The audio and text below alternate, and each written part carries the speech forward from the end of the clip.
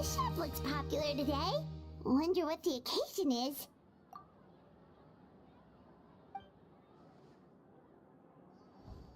Butterfly Dew Cosmetics now on sale. Huh, looks like it. Oh, Sigewinne's here too! Hey there, Sigewinne! Hello there, Traveler and Paimon. I hope you're keeping yourselves fit and healthy. You bet we are! So anyway, what are you doing here, Sigewinne? The Duke insists I take regular vacations in the Court of Fontaine.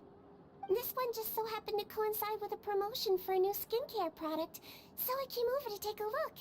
I like to keep up with the latest industry developments when I can, to help me with my magazine articles.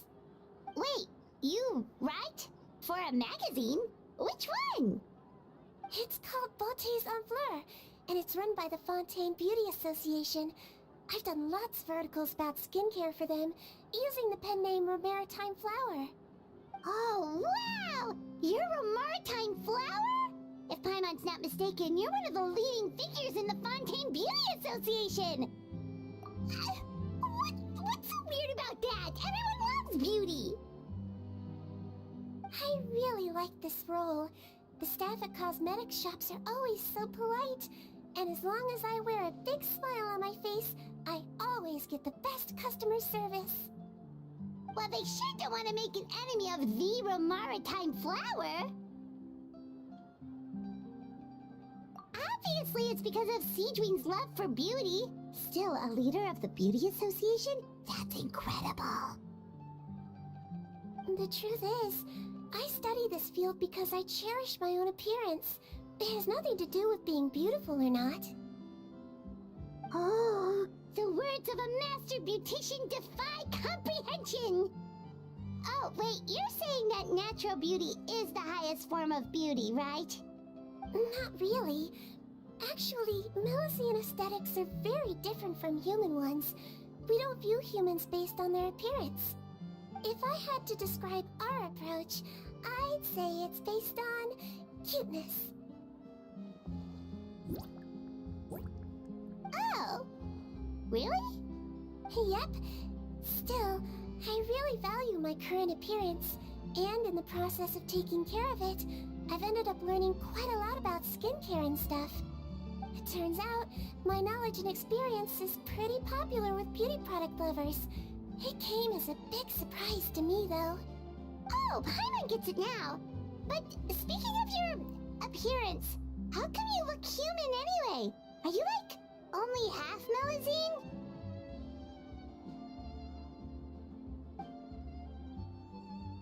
Ooh, wait, sorry. That was probably really offensive, wasn't it? No, I don't mind. I'm not mixed, though. I made a decision to turn myself into this form a very long time ago. If you're interested, I could tell you the story. A shape-shifting story? Oh, heck yeah, of course we're interested!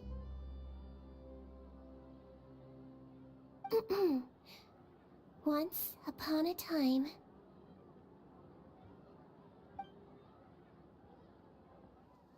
Long ago, humans rejected Melusines, and Melusines feared humans. There was one Melusine who became fascinated with human medicine, but no human wanted her help. And there was one girl who liked Melusines, so no humans would make friends with her. So, the Melusine became the girl's friend, and the girl became the Melusine's patient. Your checkup's all done. You are still in perfect health. Thank you, Dr. Melusine. In this game of doctor and patient, a friendship was born. Then, one day, the girl fell ill. The Melusine was the only doctor to arrive on time, but the adults sent her away. Scram! Melusines can't be trusted! So just because I'm not human, I can't save my best friend? In desperation, the Melazine approached the frightening witch. She begged and begged until she got a reply. If you take this potion, concocted of sin, you will gain a human face and grow human limbs. But then, you will lose everything that attracted this friend of yours to you in the first place. Can you accept that? The Melazine did not hesitate for very long.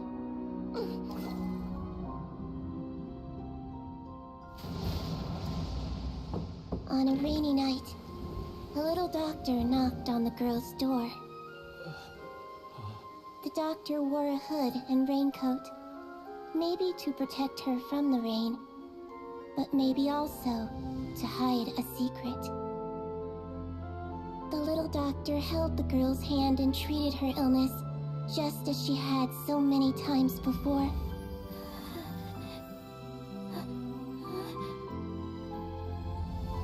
Dawn came, and the little girl's condition improved. But the little doctor was long gone, for she knew her friend would never recognize her again. And so, since then, I've lived my life in human form. Most people who know me just think I was born this way. Ooh. A witch? A potion? Why does this sound like a fairy tale? Trust me, it's a true story. Must be the way you told it then.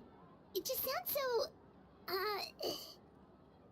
Yeah, not every Melazine would take human form to save their human friend.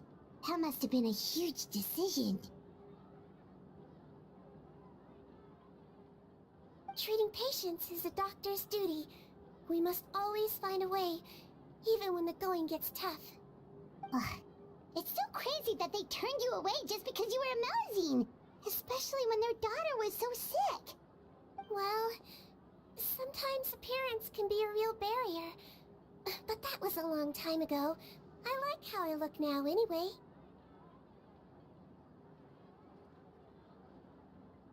Paimon too! You're super cute this way. Attention customers! Thank you all for waiting. Now, on behalf of our skincare partner, I'm delighted to announce that our exciting new product is now officially on sale! Well, there we go. Let's have a look, shall we?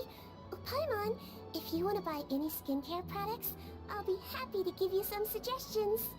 Really? Personal advice right from a leader of the Fontaine Beauty Association? What an honor! Allow me to introduce our newest skin lotion, Butterfly Dew. I'm sure many of you have already read about this product's trials in the newspapers. To say that it improves skin quality is an understatement. This product gets its name from the way it transforms your skin and makes it glow anew, like a butterfly emerging from its chrysalis and spreading its wings for the first time. We are thrilled to have the inventor of this fantastic product with us here today. Please welcome Mr. Rawat, a researcher from the Fontaine Research Institute. Now, without further ado, I'll hand over to Mr. Rawat to tell you all about what Butterfly Dew can do for you. Thank you. Hello everyone, I'm Rawat, and I developed Butterfly Dew. Wow, what a looker. He's a researcher? Wow, he's really challenging the stereotype. It seems that everyone is surprised by my entrance. Or should I say, my appearance. I'm well aware that researchers are generally better known for their brains than their dashing good looks. In that regard, I do believe I break the mold somewhat. Of course, appearance is a skin-deep way of defining a person. And yet one's appearance can be a very real set of shackles, holding a person back in their life. It can rob a young person of their self-confidence when applying for a job, dissuade a young lady from approaching the one she loves. Our actions are at the mercy of our appearance, and we slowly become the very person that the outside world sees us as. But what if I told you that those shackles can be broken? If our appearance prevents us from changing, then let us first change our appearance itself. Wash away moles, birthmarks, and wrinkles, and they can no longer rob us of our confidence. Replace them with luster and radiance, and we shall never again hang our heads in shame. That is why Butterfly Dew exists. Its mission is to allow us to shed our pupae, undergo a complete metamorphosis, and embrace a new life. Well, whether it actually works or not, after that speech, Paimon's already sold! Mr. Rawat, could I ask if you've used this product yourself? Of course, I tried it many times while I was testing it. You can consider me a product ambassador. Wow, then it's sure to work! Still, I don't expect to convince you just by blowing my own trumpet. So, could I get a volunteer from the audience to try it out? Oh, Paimon volunteers!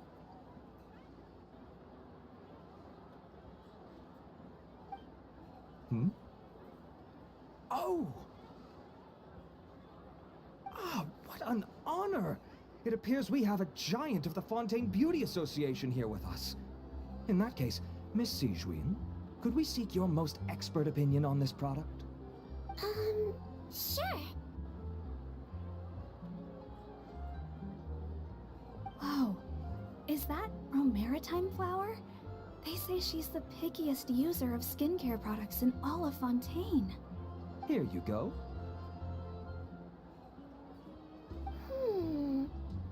Well, it's very kind to the skin, and the absorption rate is high.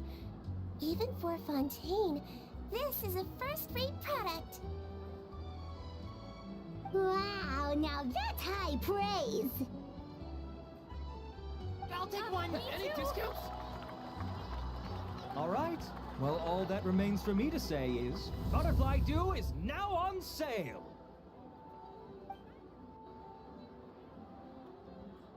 Think we should buy a bottle too? Aww, really?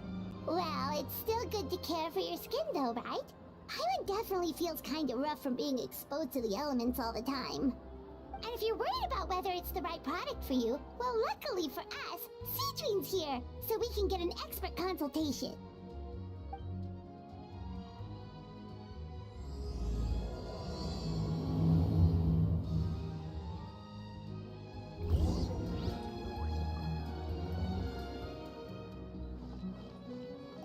I'm buying for a friend, but I just want to check. This is designed for both women and men, right? I was looking to switch up my skincare routine anyway. I'm gonna try this out as soon as I get home tonight.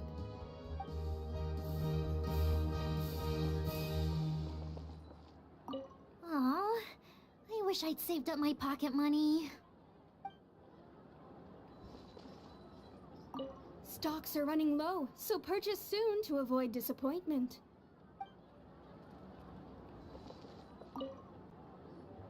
It's an honor to receive such high praise from you. To be honest, I was also hoping you might be able to point out some flaws in the product so I can keep improving it. With most skincare products, the pros and cons only become apparent with long-term use. Yet, this one has instant benefits, improving skin quality without any obvious side effects. It's one of a kind. Don't worry though, I plan to keep using it, and I'll publish regular reviews in Beautés en Fleur. You can read my thoughts there. All you need to do is subscribe. Oh, I was hoping for a more casual conversation, but you are a beauty association leader after all. I understand if you want to keep this professional. Sigewinne! Oh, excuse us, Miss Beauty Expert. But do you think this product is a good choice for me and her? Wait, are you the renowned traveler? That's right, and by her side, the equally famous Paimon. Well, I don't normally handle customer questions personally, but since it's the traveler asking, allow me to make an exception. Butterfly Dew is made for all skin types, so no matter who you are, you can rest assured that it will be kind to your skin. If anything, it might be marginally more effective on Fontainian's skin, but other than that, it works the same on everyone. Why would it work better on Fontanians? In the interests of protecting my trade secrets, I'm afraid I can't answer that, Miss Paimon. Alright then. How about a friend discount? Save yourself the trouble. I'd be greatly honored to have both of you use my product. Here, take 2 bottles for free. Yay! Paimon's private fund survives! I can see why you might think that, but please don't misunderstand. This gift is simply a token of my esteem. There's no business motivation behind it. To me, finding new customers for Butterfly Dew is about meeting kindred spirits, fellow admirers of physical beauty. I consider it a labor of love. Admirers of physical beauty?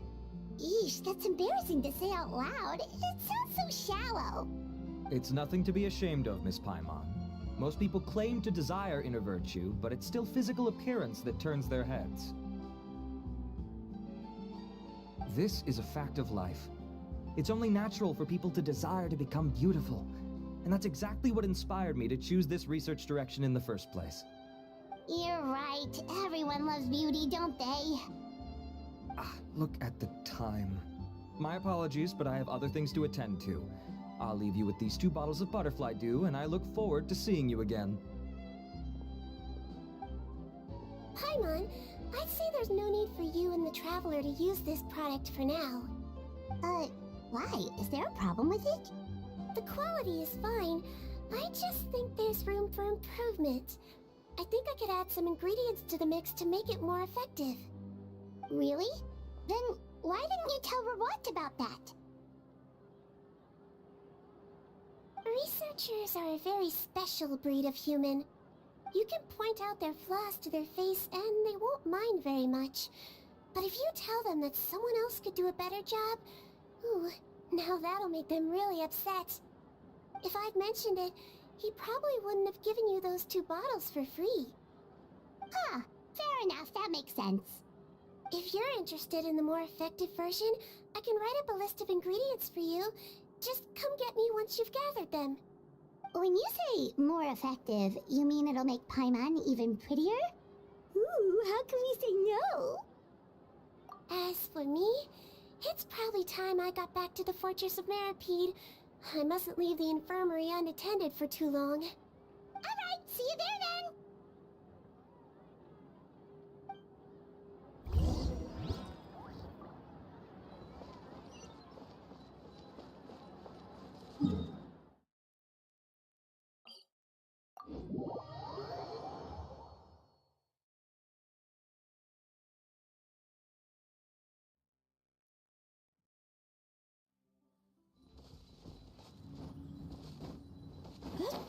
Just up ahead, Traveler. The ingredients for Sigewinne should be nearby.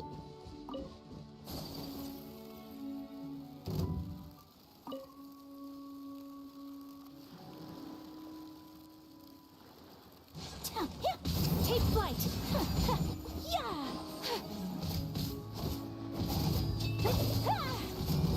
My apologies! Let her rip! Let the mountain's veins boil! Sakura swirl! Take flight!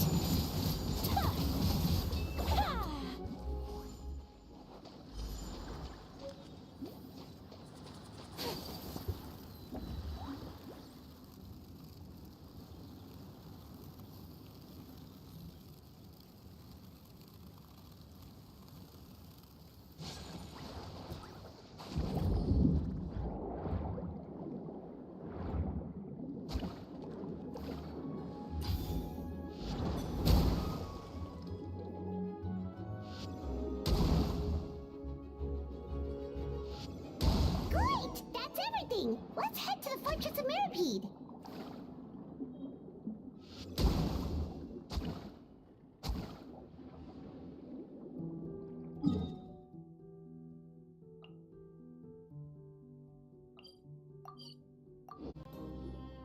Whoa, the infirmary is packed! Please, you have to believe me. I saw it with my own eyes last night. Another me! He looked exactly like me. Got it? Okay. I've written down everything you told me. Now, I have a few tests to run. Take a deep breath, and don't worry, it's nothing to be nervous about. First, which finger am I holding up? Your index finger, but I'm telling you, my mental state is fine. I'm not crazy. Very good. Now, on to the next. Hey there, Your Grace. It's been a while, huh? Ah, it's you two. Indeed it has. I would offer you some tea, but I'm afraid the timing is unfortunate. Duty calls. No worries. Actually, we were looking for Sigewinne. Do you, know what all of this is about? This inmate came running to the guards in a panic, claiming to have seen his exact doppelganger. A doppelganger? Doesn't that just mean someone else kinda looks like him? And that's what I thought when the report first reached my desk. But we've inspected our records. No one even vaguely resembles him. Considering how certain he is of what he saw, I can only surmise that he's having some mental issues. So I brought him for a medical evaluation. Alright, very good. Take a sip of water and rest for a bit. Evaluation complete. I couldn't find any symptoms pointing to a physical condition. I see. So do you still believe there's more likely to be an issue with his mind than his body? I have to assume so for now. Psychological issues are more difficult to detect. At this stage, we can at least confirm that he is in command of his cognitive faculties. The rumor mill will go crazy if word of this gets out. Guards, take him to the ward for a period of observation. The Marechaussee Phantom has requested my cooperation on a case, otherwise I'd deal with this myself. Sorry for the trouble, head nurse, but I'll have to leave this to you. No problem, Your Grace. I'll add him to my observation list. By the way, we have a couple of guests here who have made the trip just to see you. I imagine it must be important. You probably won't need to add them to your observation list, though. Oh, Traveler! Paimon, it's you! Hey there, Sigewinne! It's actually not that important, but... I'll be in my office if you desperately need me. Goodbye for now. Okay, bye-bye! So, Sigewinne... Would you mind waiting for just a moment? I have another patient to see. Just find an empty bed and take a seat. I won't be long. Oh, sure. Sigewinne, we've brought him. And he seems to have taken a turn for the worse again. Okay, don't panic. Let's start by sitting him down here. Paimon had no idea how busy it can get for Sigewinne. Maybe now's not the time to ask for her help with skincare. Good point. Besides, it might actually be interesting to observe her at work. Well, this could hurt, so I suggest you take a deep breath first. Did his face melt? What happened to him? It's anyone's guess. His face melted off shortly after arriving at the fortress. But since he's a serious offender, he can't be allowed out for medical treatment. Best we can do for now is ask the head nurse to give him something to manage the symptoms. Oh, this is gonna be awkward. We still need to bring him to the Marechaussee Phantom for questioning. What if he scares them half to death? Will that be our fault? The Marechaussee Phantom? Does this have something to do with the case Risley's dealing with? Yep, it was a huge case. They bagged a few dozen crooks in one fell swoop. And this guy's the baddest apple of the bunch. He harmed countless people. And now, it looks like it's all finally catching up with him. You done gawking? Not yet. I need to check the severity of your ulcers to decide the right dosage. Don't worry. We Melazines have a very different sense of aesthetics from humans. To me, he just looked like a little kitty with slightly scruffy fur, but still just as cute. Don't patronize me. Do I look like a kid to you? Just give me the meds and let me out of here. I already missed my cell. Hey, lose the attitude. You dare talk back to our head nurse like that again, your days are numbered.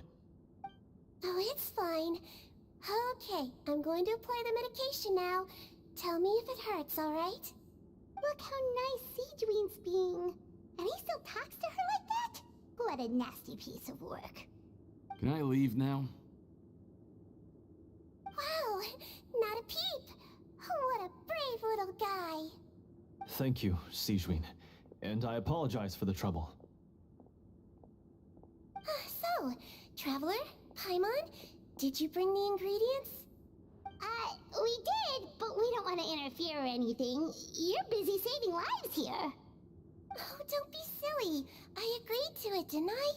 Just hand me the ingredients, and I'll make some time to whip it into the improved version for you.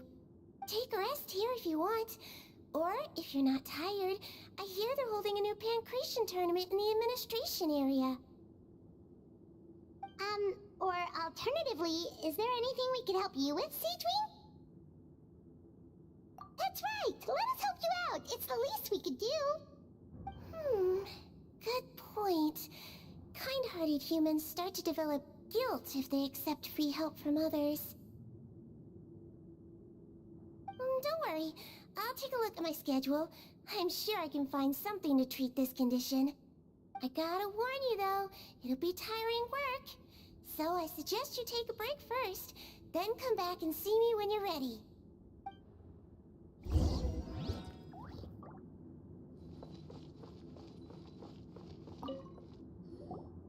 We're ready, Sigewinne. What's our first mission? I found the perfect job for the Traveler. First, I'd like you to lie down in this bed.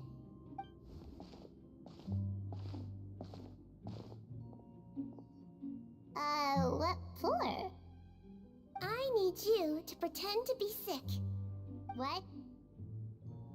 Oh, is it that difficult? I thought you did a pretty good job last time. Oh, so you knew. I sure did. She was way more interesting than the usual malingering inmates. When you played along very well, Paimon, I observed you two for quite a while after that. Well, this is awkward.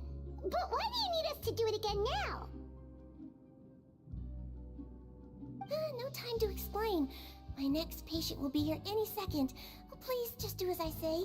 You can, pretend like you've got a nasty headache. And throw in some dry heaving for good measure. Okay.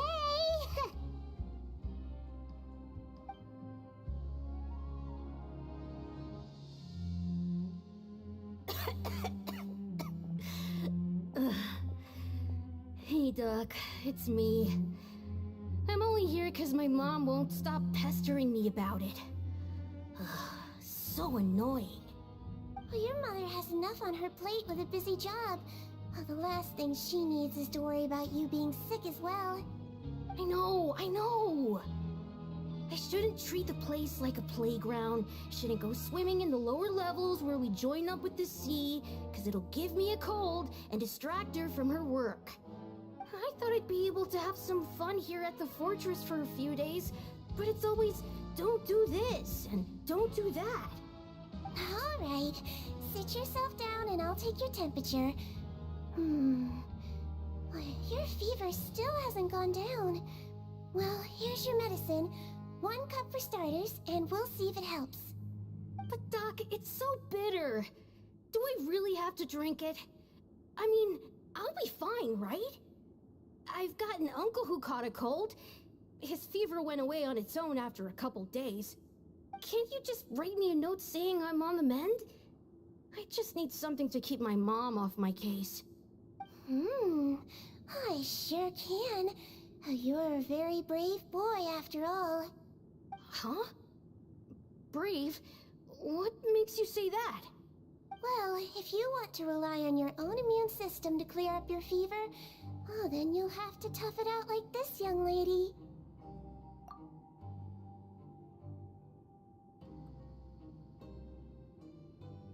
Hang in there, Traveler! Are you gonna puke? Paimon can get you a paper bag! Huh? As long as you're tough enough to get through the nausea and dizziness caused by the high fever, you'll be right as rain after just a few days' rest.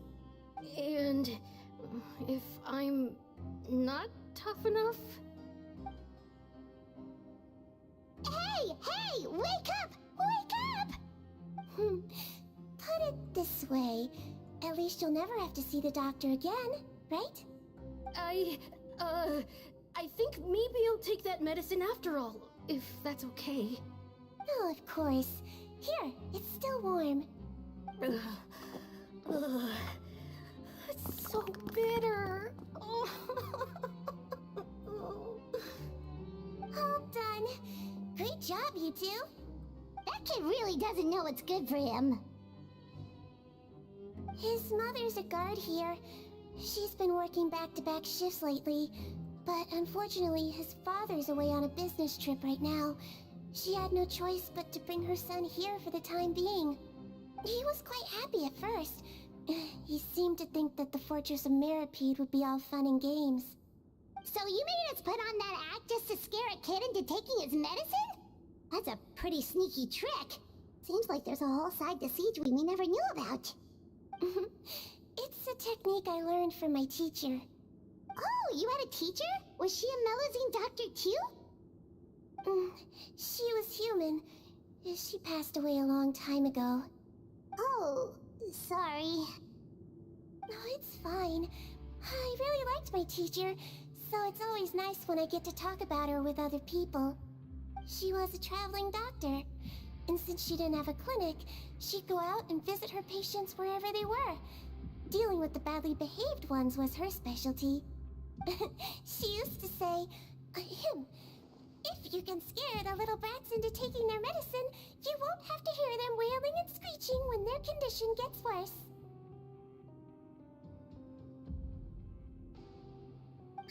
She sounds like a pretty strict teacher. Strict? Well, that's not how my teacher saw it. She thought of herself as terrifying to kids. Strange way for a doctor to describe themselves. Now Paimon's curious to know what she looked like. As it happens, I actually have a picture of her.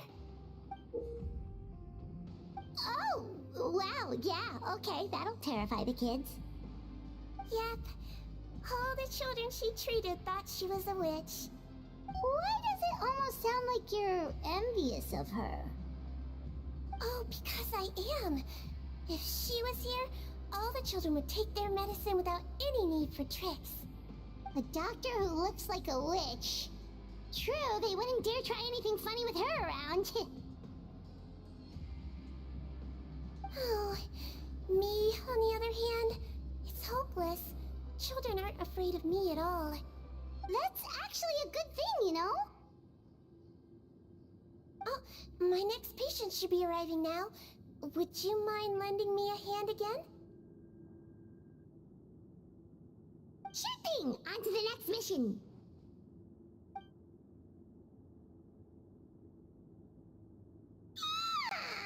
Is it nighttime already? That flew by. You really have a busy job, Sigewinne. Well, thanks to you two, it was much easier today. Aww. Should we get some rest? It's getting pretty late. Oh, there is one last thing. I have to keep it confidential, so I usually leave it till after everyone's clocked out. Confidential? Are you sure you can tell us? Well, it's fine. You're not living here anymore, so it's okay if you know. All it is I have to prepare some ingredients to make healthy meals with. Wait, you mean those healthy meals? My patients refuse to eat any healthy meals I prepare in front of them, so I have to prep the ingredients in secret, then let the chef at the Coupon cafeteria handle the rest.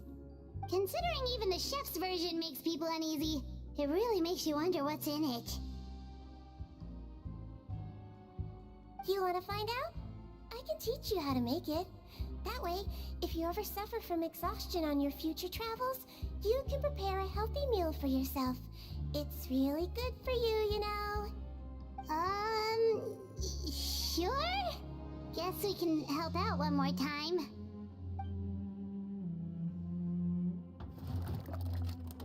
The ingredients are ready. Now, put them on the table and add them in the order I tell you. First, we add this special slime condensate, Stir thoroughly, then pour it in. See that? It adds elasticity.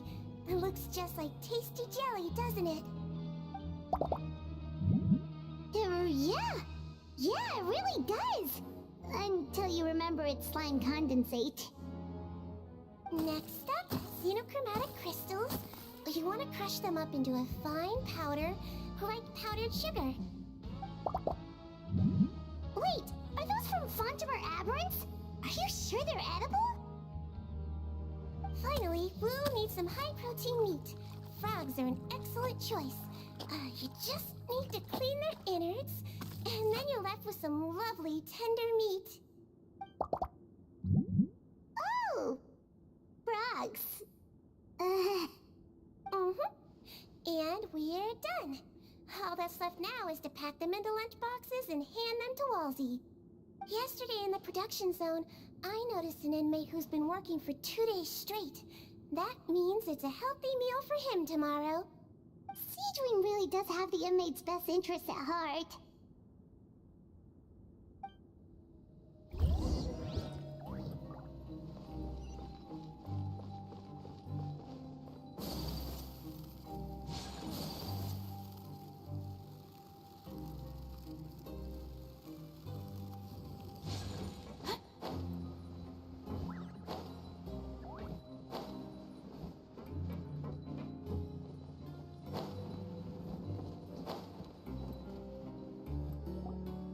Ah, head nurse. Got some extras for me? Just the one today. The serial number's on the lid. Sounds good. I'll make sure it gets delivered. Sounds like they're talking in code. Thanks for your help. Oh, it's no trouble at all. I only wish I could do more. You work so hard for all our sakes. I'd happily lose a little sleep if it meant helping you out. That won't do. If you reduce your sleeping hours any further, your health will start to suffer. All right. Nurse's orders. I'll do as I'm told. But you take care of yourself too.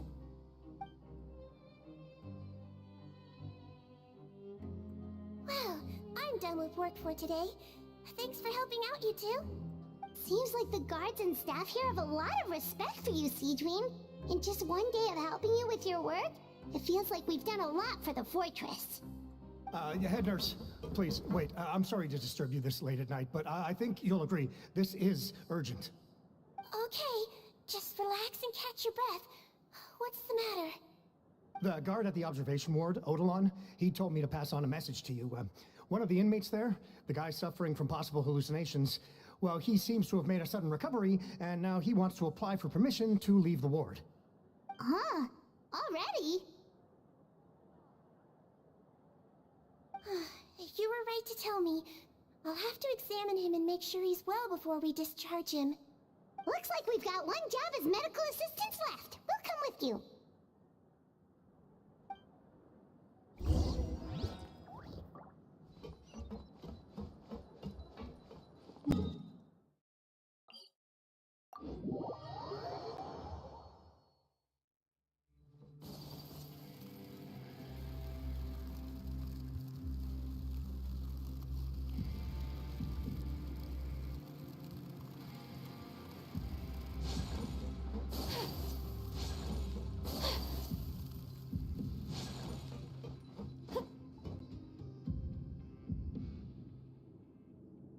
Ah, head nurse, you're finally here.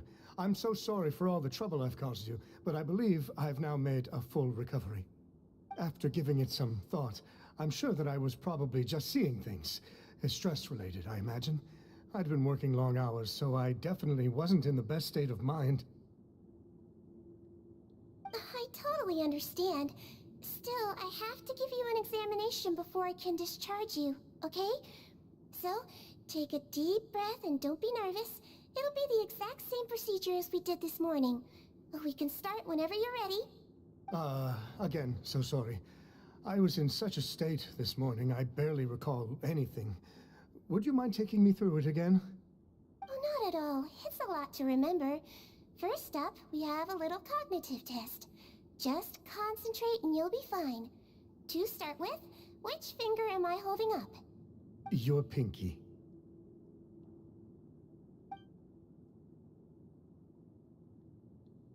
Alright, all indicators seem normal. So it was a stress-induced hallucination after all? Well, we've certainly had previous cases of mental illness caused by overwork, which is why I carefully observe everyone in the production zone. I wonder how I managed to miss the signs this time. Please, head nurse, you shouldn't blame yourself.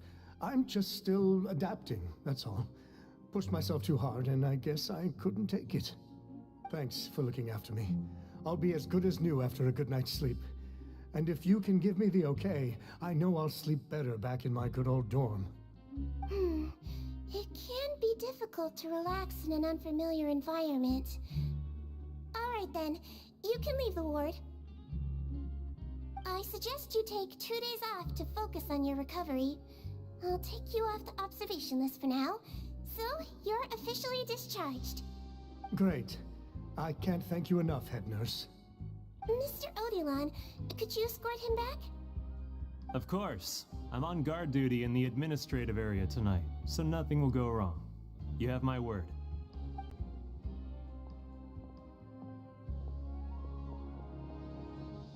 Guess you're finally done for the day now, huh?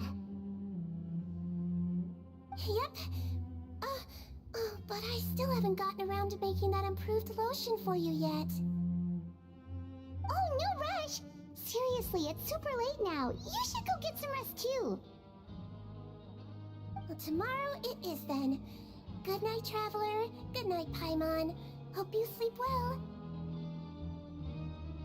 Oh, don't you worry. We will. After a productive day of work, we're both gonna sleep like a log. Yeah, sleep tight, Sigewinne. See you tomorrow. Whoa, how is the infirmary even busier than yesterday? Good morning, Traveler and Paimon. I have a few people here for a checkup, so you might need to wait for a while. No problem. Anything we can do to help? There's a bit of a complicated situation here. I'm still getting to the bottom of it myself. You have to believe me. I'm telling the truth. You're in a medical facility. Keep it down. Please, listen to me. I'm not Gascon. I'm Uwe. You're a horrible liar, you know that? We get all your mugshots with the arrest warrants. It's clear as day that you're Gascon. You mean because of the way I look? I don't know what happened. I just woke up like this. Then you guys dragged me in here for an interrogation. I brought you here to figure out what's going on. If you truly are the victim of an injustice, yelling isn't going to achieve anything. At most, it'll delay your vindication. All right. I get it. This is nuts. Yesterday's interrogations went fine, and now this. Morning, Your Grace. What's going on? Remember the case I mentioned yesterday? The one brought to me by the Marechaussee Phantom? Well, we've been questioning the inmates involved this morning. Every single one of them is claiming mistaken identity. Huh. That's even weirder than what that guy was saying yesterday. The thing is, none of them have been able to provide any evidence whatsoever to support their claims. Questioning them further got us nowhere, so for now, we've brought them to the infirmary. And we thought yesterday was as busy as it got for Sigewinne. We've compiled their statements. Have a look. Perhaps there's something we missed. Wait. Release? Interesting. The inmates they spoke of in their statements appear to all be due for release today. I noticed that too. If that's their plan, they're underestimating us a little. Every serious offender claims that there's someone else who just so happens to be due for release today. And they're expecting us to go along with that. All the more reason to be cautious. Lumberzar, check the release list for today and make sure no one gets processed. We're gonna need an excuse, though. Just say we're out of forms, and that we're furiously printing more as we speak. I'm on it. It's conceivable that our group of serious offenders somehow found a way to switch places with inmates who are about to be released, so they can walk out right under our noses. We did consider that possibility. But I mean, just look at them. They match the warrants, period. How could there have been a switch? Only if they're dead ringers for the inmates due for release, I suppose. I gave you that name list yesterday to assist in your investigation. Did that help? Yes, the inmates' mugshots were attached to the list. The first thing I did was check for lookalikes, and I didn't find any. The only other thing that stands out to me is that their voices sound a little different today. But it's not exactly hard to put on a fake voice. Oh, really? What does our head nurse make of all of this? Give me a moment. I think I have a way to confirm whether there's been a switch. I know, it's not time to change your dressing yet, but please bear with me. Huh? Isn't that the guy from yesterday? This should be Honore. He has very severe facial ulcers, which require an operation in the hospital at the Court of Fontaine. I authorized him to leave the fortress for medical treatment under guarded escort. Yes, like I told you. I'm not Putton. I'm Honore. So there has been a swap. Well, I can see what happened in Potton's case, but how do you explain the other inmates? You're not telling me their souls switched bodies, are you?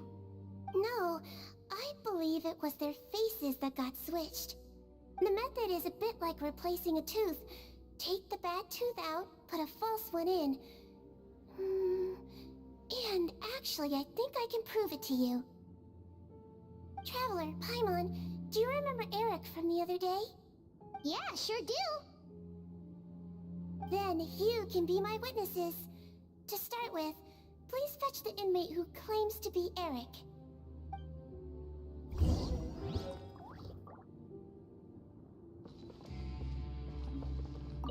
Looks like our head nurse is relying on you for this one. Thanks in advance.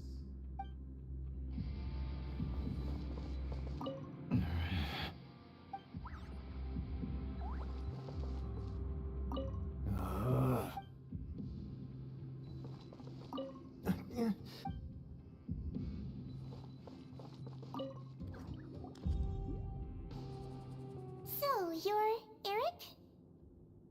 Yes, head nurse. It's me. You do believe me, right? I need to do another examination on you. Same procedure as yesterday. All right. It's the cognition test first, right? So I need to concentrate. Now, try to recall if you can. The last time we did this test, which finger did I hold up? I believe it was your index finger. But that means... Huh? So, basically, last night, the Eric who said he saw another him suddenly recovered and applied to leave the observation ward. Sigewinne did another test before letting him leave, but that time, she held up her pinky finger. Huh? I don't know about any tests last night. There was nothing to do in the observation ward, so I went straight to bed. Then I somehow woke up in a high-security cell. Well, in that case, there is a reasonable explanation for the strange events of the past 2 days. So, what exactly happened? The gang of serious offenders wanted to break out of prison, so they identified a group of scapegoats, namely inmates whose terms were almost up, and planned to switch appearances with them. Last night, when Odilon was on duty, they ambushed him and had one of their group switch appearances with him using their face-swapping method. That allowed them to avoid scrutiny from the other guards. Then, once all the other inmates were asleep, Odilon spent his night shift carrying out the remainder of their switcheroo plan. However, they made one mistake. Henri changed his appearance to match Eric's earlier than he should have done, and ended up being spotted by the real Eric. Real Eric came to the guards for help, but we didn't know then what we know now. So we put it down to hallucination and sent him to the observation ward. However, since one of the gang members was posing as a guard, they simply changed real Eric's appearance and had their Eric take his place, muddying the waters even further. Right, because I put Eric on the observation list by then, and no inmates on that list can be processed for departure until I've discharged them. Hence why the imposters had to pull that little stunt to get fake Eric off the list. Yeah, it all makes sense now! The Duke cracked the case! Well, I can't fault the reasoning. But I'm afraid that we ruled out the possibility of face switching very early on in this process. Criminals altering their facial appearance to commit crimes is nothing new. In fact, one of the explicit duties of the Melusines in the Marechaussee Phantom is to identify criminals in disguise. We carefully examined all the suspects, and there is no evidence that any means of disguise were used in this case. Huh. Well then, how do we explain all this? So far, it seems more likely that the gang stole documentation belonging to the inmates due for release, and are using that to commit identity fraud. Actually, there is a potion that can completely change someone's appearance. If they use that, even a Melusine wouldn't be able to detect it. A shape-shifting potion? Forgive me, head nurse, but this is the first time I'm hearing about it. If such a potion truly existed, it would jeopardize our entire investigative process at the Marechaussee Phantom. Are you certain of this? Yes, I am. But... Please, trust me in my professional opinion as an experienced clinician. At the same time, without any solid evidence, it's pure speculation. If we can round up all the inmates suspected of switching places, then have a little talk with both sides, we might just get our answer. Yep, let's do that. Okay. Well, it was our negligence that meant we had to come and conduct these post-internment interrogations. And I know it's put you out. We'll do it your way. Your Grace, bad news. I paused the releases like you asked, but we were too late. A bunch of people already got processed 2 hours ago. I checked the list, and sure enough, it's all the people who gave statements. 2 hours ago? That's before today's interrogations began. They had this all planned out. So there really was a switch after all. They really pulled the wool over our eyes on this one. We should be able to catch up with them if we leave now, right? Not if that potion is real. They can just switch faces again after leaving the fortress. And if the Marechaussee's Melusines can't even spot them, we wouldn't know where to start searching. Yikes! So we're at a complete dead end!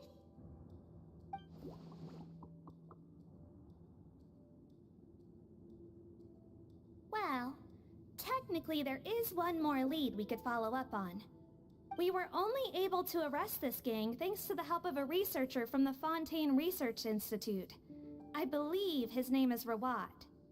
Oh? Rawat?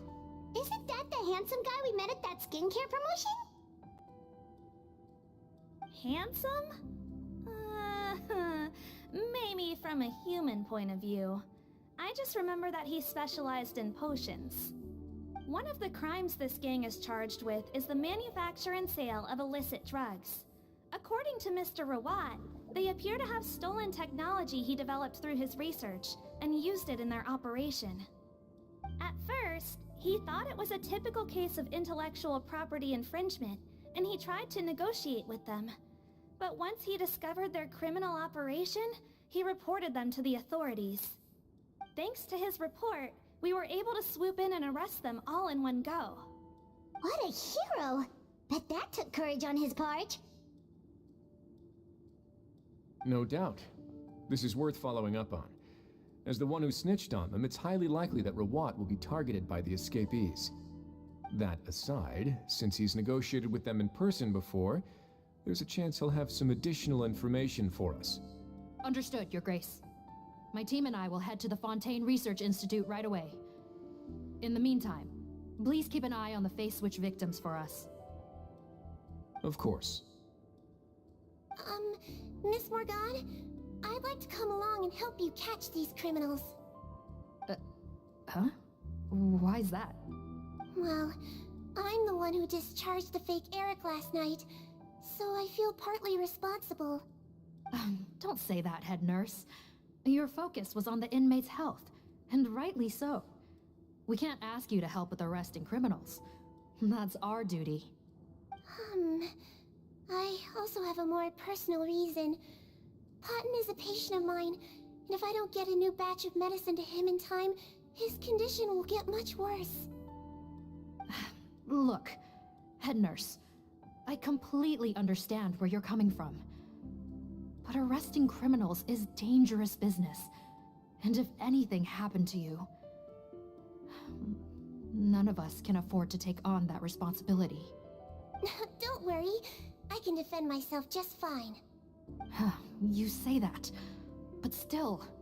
If I may, Miss Morgane, Sigewinne is the one who raised the potion hypothesis, and I'm sure she has far more expertise on the topic than your team.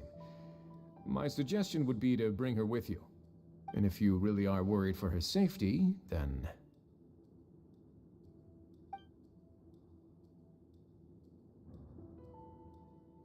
Ah, there you go, right on cue. Knew I could count on you.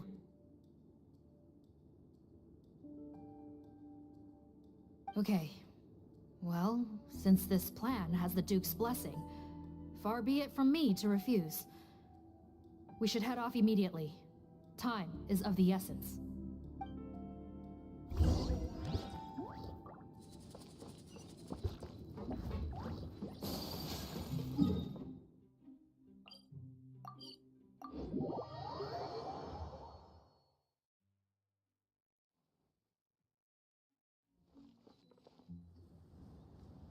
Greetings.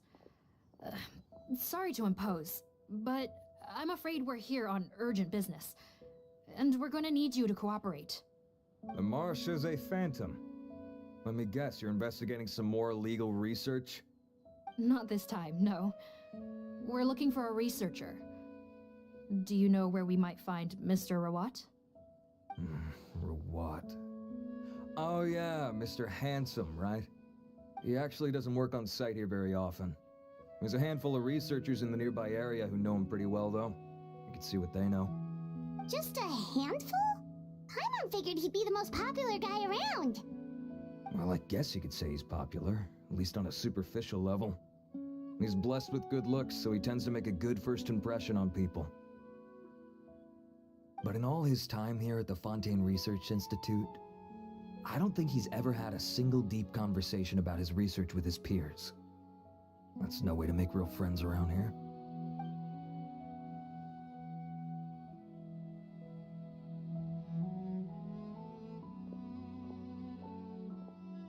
That's so weird.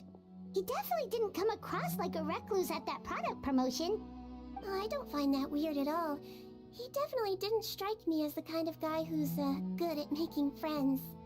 Really? Paimon couldn't tell. Must be a Melusine perception thing. Okay, we should talk with his acquaintances. But we also need to check the Research Institute for any clues. Let's split up. It'll save us some time. Sure thing. We'll go ask around among the other researchers with Sigewinne. Paimon's suddenly kinda curious to know what everyone really thinks of him.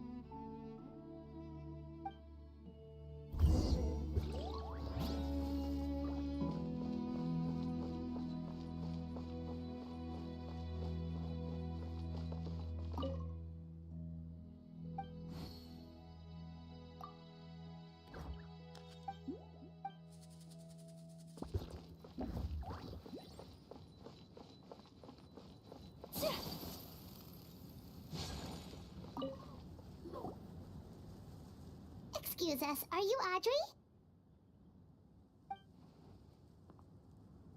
That's me. What is it? Are you close friends with Rawat? We're trying to find out where he is. Close friends? You mean because I told him I had feelings for him once? I doubt I'm the first or last at the Institute to make that mistake. Why would you single me out as a close friend? I should have known, really.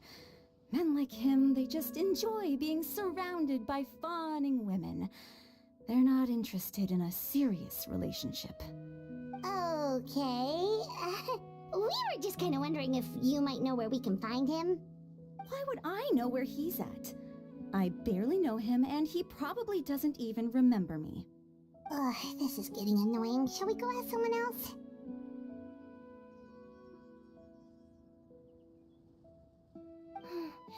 I think she knows Rawat better than she cares to admit.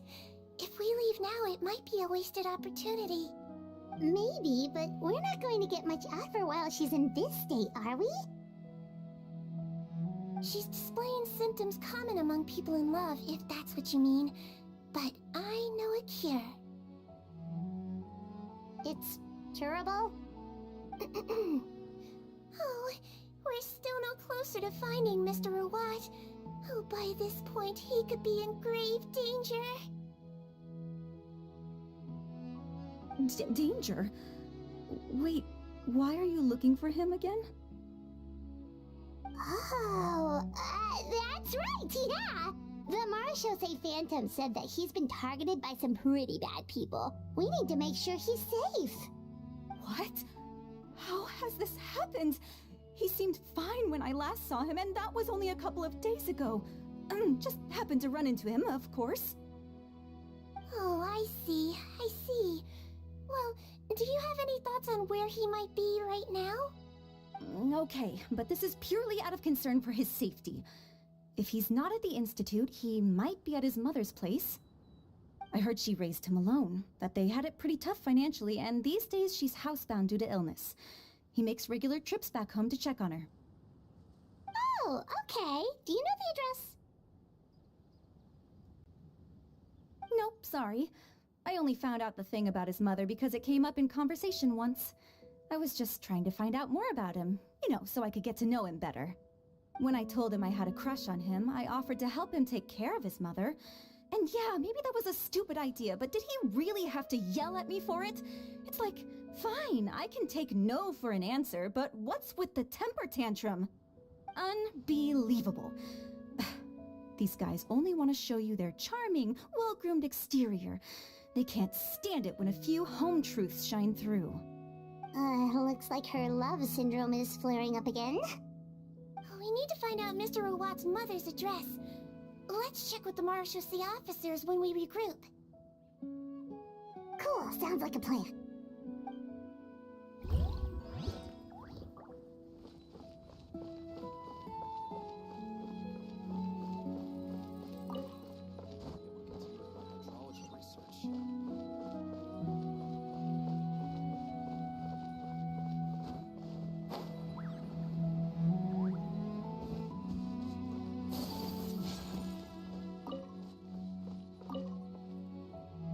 Hey there, are you in Keep? What do you want? We're here to ask about Rawat. Any idea where he might be? We were told you were pretty close with him. Close? Not sure that's the word I'd use. He wouldn't even let me use his patent. Huh? It's been a good few days since I last saw him. I don't know where he's at. Go ask someone else. Would the patent in question happen to be related to the new skincare product he developed? Yeah, kinda. Butterfly dew, or whatever he calls it. I heard he made a tidy sum off of that one. Okay, now we're getting somewhere. Keep going. Most of the other researchers here focus on mechanics, energy, stuff like that. I get why he wouldn't be interested in having anything to do with them. But I'm studying coatings. There's a huge overlap in our areas of research. Why would he refuse to work with me? I bought his product once, and noticed it contains a unique substance that might have applications in coatings, too. If it worked out, I could probably make as much as he's making. Don't get me wrong, I had no intention of plagiarizing his work. I was hoping to get official permission to use his findings in my own research. Followed the proper procedure. It was all above board. I would have had to pay him a license fee and everything. But despite that, He turned me down not once, not twice, but 3 times. It's like he's vehemently opposed to the idea of anyone else making the kind of money he does. Huh, so is Rawat antisocial, or is this guy just jealous? Well, it doesn't look like we're gonna get any info about Rawat's whereabouts from him. Let's go. Wait, 1 second. Mr. Antibes, next time you go shopping, you should buy some Buell fruits. Peel the skin, steep in water, then drink. It'll help calm your mood. Huh? Yeah. Thanks.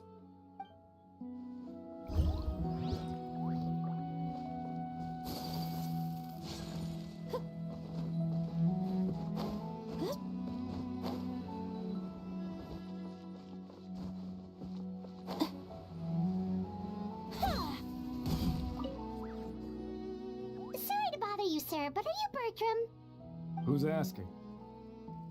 Just some concerned citizens helping out the Marechaussee Phantom with an investigation. We'd like to ask you about Rawat's whereabouts, if that's okay. We're told the two of you were pretty close. Not anymore, we're not.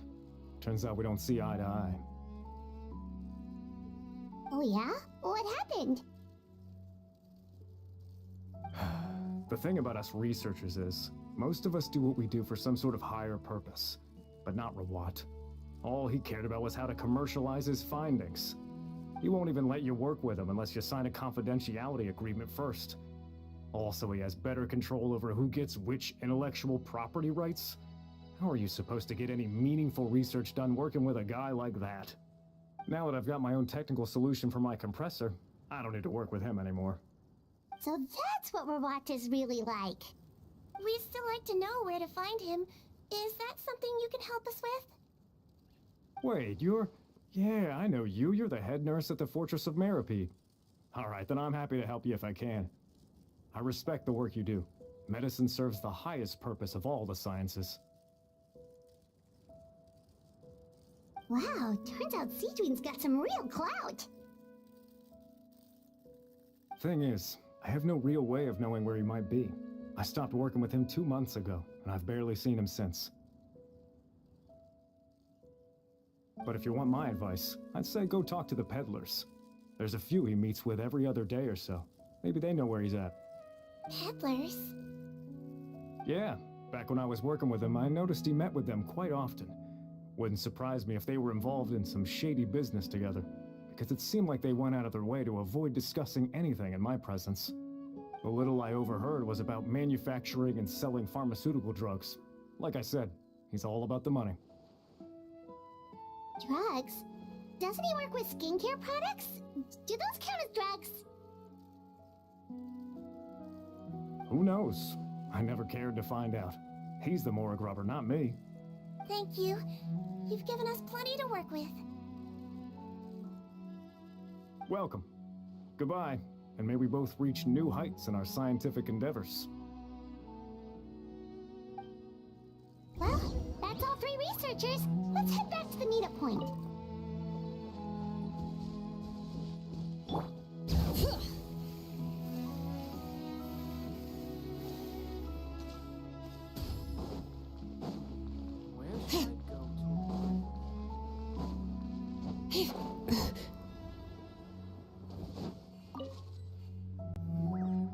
You know, Paimon started out thinking Rawat was a handsome researcher with a friendly and cheerful personality. It's such a surprise to learn that his peers have a different impression of him. So, what's your view of him now, Paimon? A handsome researcher whose difficult upbringing turned him into a profit chaser with a chip on his shoulder? So your thoughts about his appearance haven't changed at all? Well, his looks are kind of a big deal. At least in Paimon's opinion. How did such a handsome guy end up being so antisocial? Even with his difficult family background. It just doesn't make any sense. You can't judge a person solely based on their appearance. Head nurse. Traveler. I assume you've spoken with the researchers. What did you find out? Bertram mentioned Rawat's involvement with some pharmaceutical merchants. Do you know if he's registered any pharmaceutical brands? Since he was a whistleblower on such a huge case, I ran a background check on him. I don't remember there being any brands under his name. How strange. If he was so focused on commercializing his research and averse to sharing his technology with others, why wouldn't he have registered his own brands? Maybe he and his business partners needed to avoid public scrutiny? You think he may have colluded with the gang? Well, the crime was manufacture and sale of drugs, and that would certainly be in his wheelhouse. We can't rule it out. Isn't that pretty unlikely, though? He was the one who blew the whistle on them! Most children who come to me with tooth decay have suffered pain for a long time already, but they'll still try to hide the fact that they eat too many sweets. Grown-ups and children aren't so different in that regard. If you say so. I saw him when he came to make his report, and I certainly didn't get the feeling that he was the type to collude with criminals. Perhaps it's more likely that they were coercing him. You mentioned that he comes from a poor family. So, it's possible that the criminals approached him asking for academic support, luring him in with the promise of riches. By the time he discovered who they really were, he was in too deep. They had leverage on him, so he was forced to keep working for them. I've seen it happen many times before. That does make a lot of sense. It would definitely explain why he was so unwilling to cooperate with his fellow researchers. No wonder he's so unsociable. He must be on edge all the time with a gang of crooks breathing down his neck. In that case, the situation could be worse than we thought. If Verwat was working with the escaped inmates, they're sure to know more about his whereabouts than us. Oh, there's a good chance they'll get to him before we do. Based on the information we've gathered so far, he was last seen 2 days ago. If no one's seen him since, maybe we're too late. 2 days ago? So he went missing right after that product promotion. That was the same day he reported the criminals, too. Not a good sign. Don't worry, everyone. I believe we still have a chance. Since he disappeared right after blowing the whistle, it's likely that he's gone into hiding. Yeah, he must have been worried that they'd come for him. All the more reason to find him as soon as possible. The only lead we have at the moment is his mother's house, which you mentioned earlier. Seath, think you can find the place? Yep. When you register a brand, the Court of Fontaine requires you to provide a legal address. The one Rawat wrote down was in the outskirts of the city. That should be the place. Okay, then there's no time to lose. Let's move.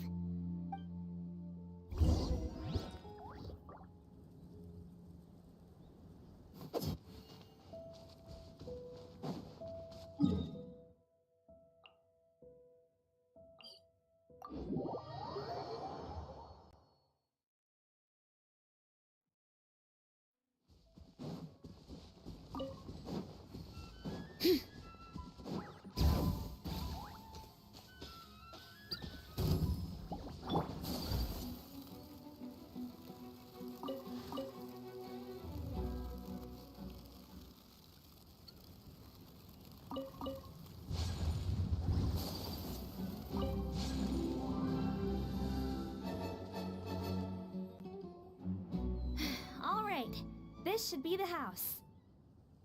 I'm pretty sure this was the address. Okay. I'll knock.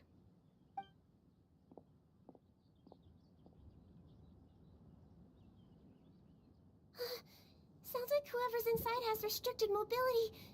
Oh, it seems serious. Oh, what's the fastest way to get this door open? Break the door down? No, I'll handle it. Let the expert deal with it. There'll be a mountain of paperwork if we damage a citizen's property.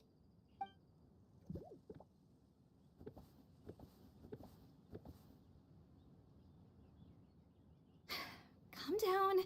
deep breaths, remember your training, control your strength, and... it's open! Seath, take a few people and lie in wait. Keep your eyes peeled for any activity around the house. The Traveler, head nurse, and I will go inside.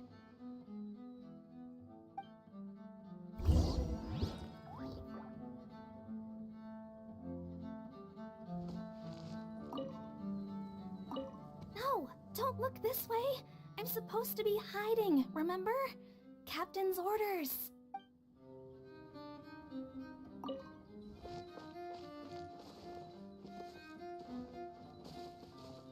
Huh?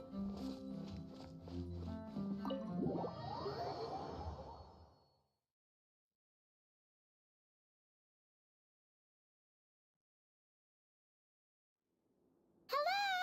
Anyone home? Oh, there. On the bed, there's an old lady. That's gotta be Rawat's mother, right? She doesn't look like she's in any state to be answering our questions, though.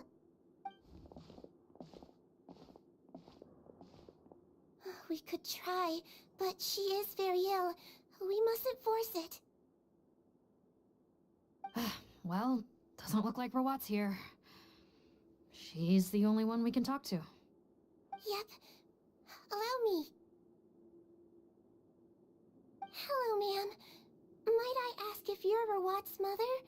We are trying to locate him.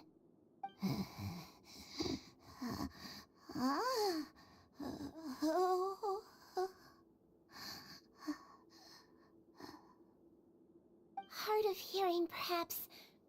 Does anyone have a picture of Rawat? I have one here. I'd like to show you a photo, ma'am. Is this your son? Do you know where he is?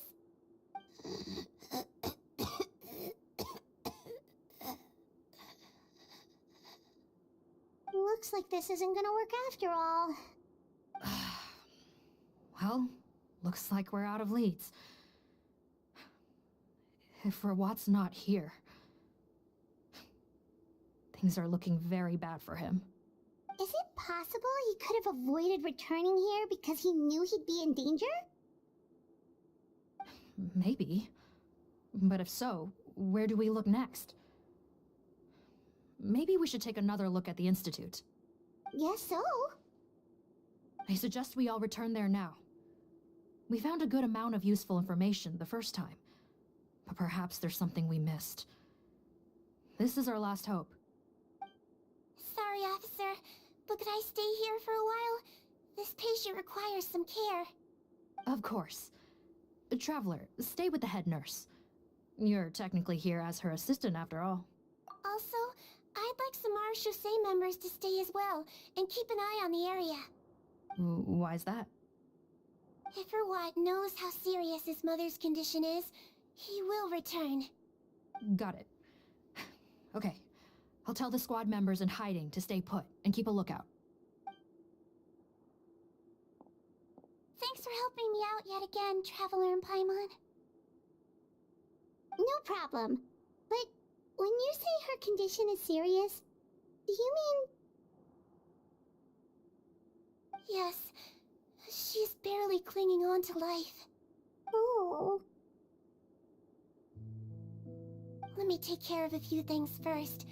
Could you pass me the towel over there? Yeah, of course.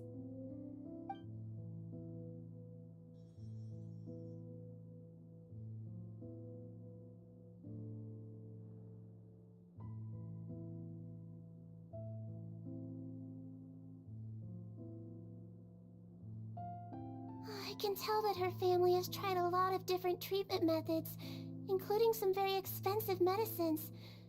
Unfortunately, her condition is so multifaceted that a recovery looks all but impossible. Sigewinne, Paimon bets being a nurse must be pretty tough at times like this.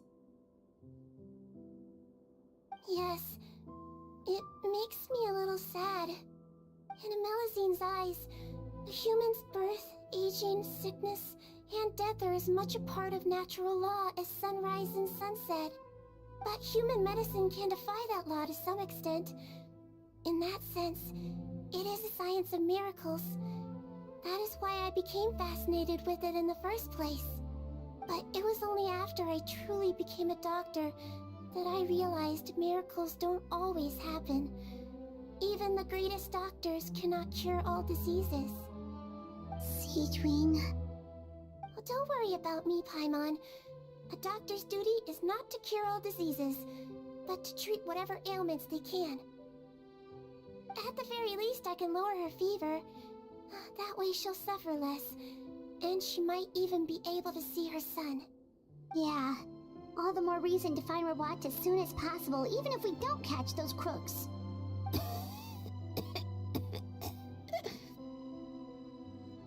Oh, her fever is getting worse. Could I get some hot water? Sure, we're on the case.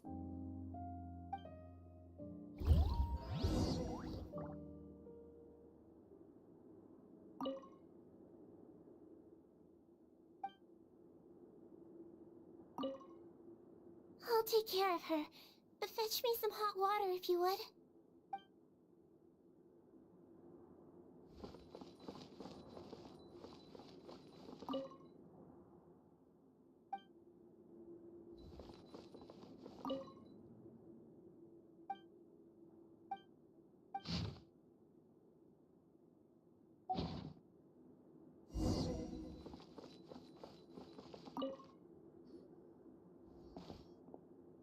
Found the hot water?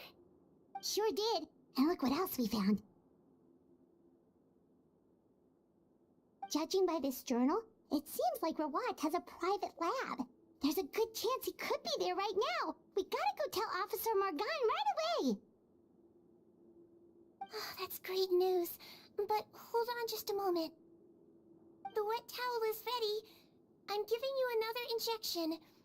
Are you feeling better now?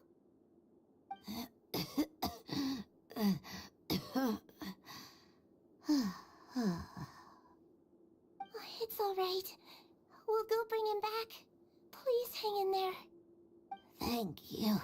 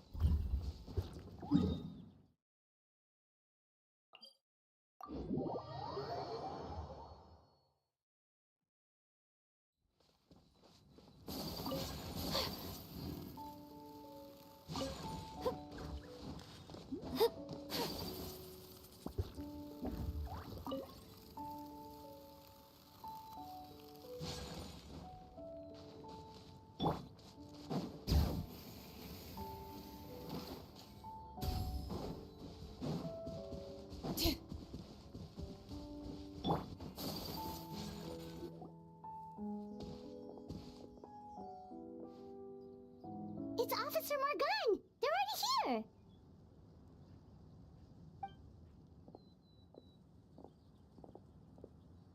We came as soon as we heard the news. I can't believe we were so careless. The most crucial information of all was hiding right there, in that room. And we missed it. Don't blame yourself. Right now, we need to focus on finding a way in. There's a mechanical door over here! Hopefully the instructions in Rawat's journal will help us open it.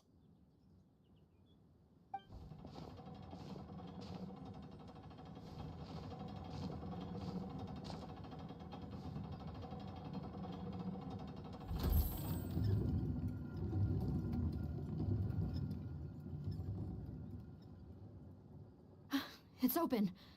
Let's go in.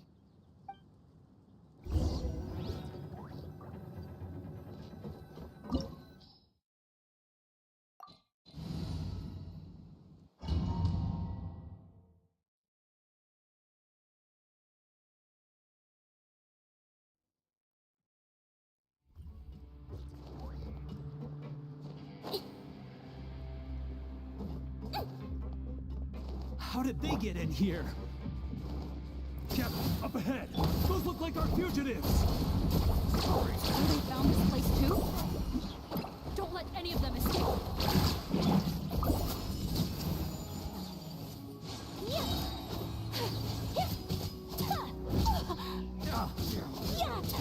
Take flight!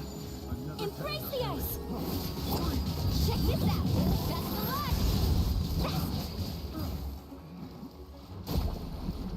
My hammer.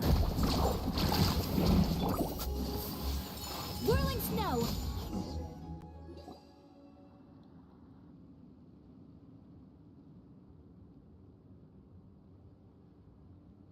Captain, according to our list, many of the fugitives aren't accounted for. There may be others hiding deeper inside the facility.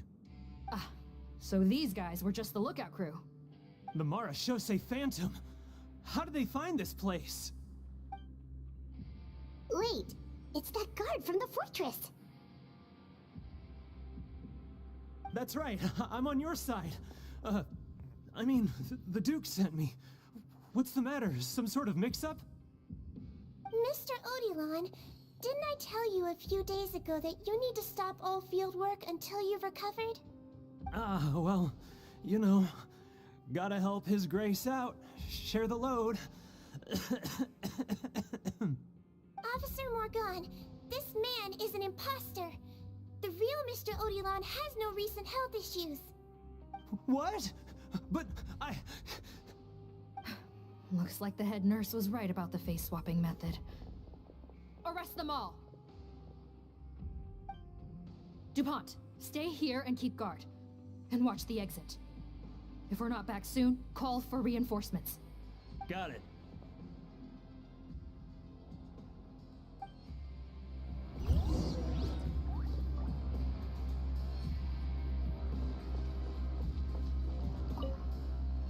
Don't worry, I got this covered.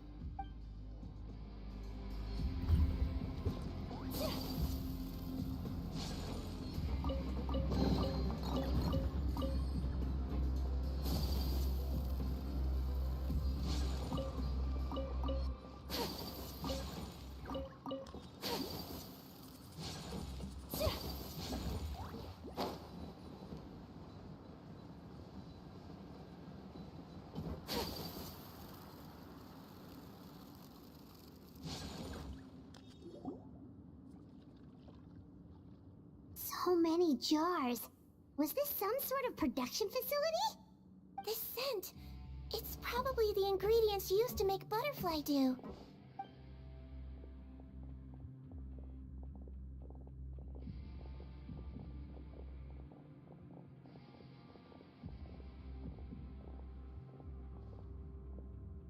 How come they're all empty?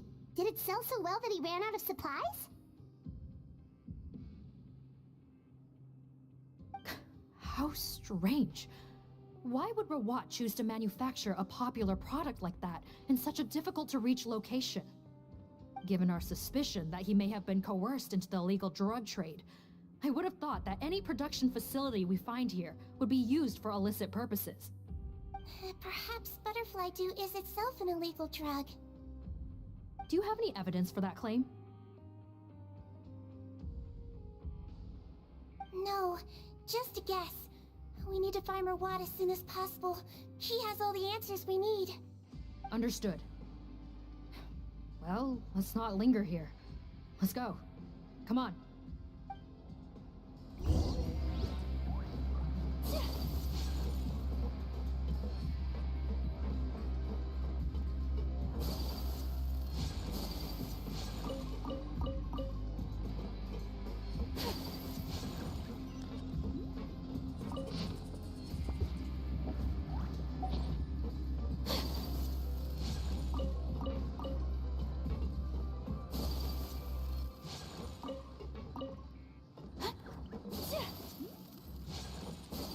Look like we're gonna get this door open. Let's find another way around.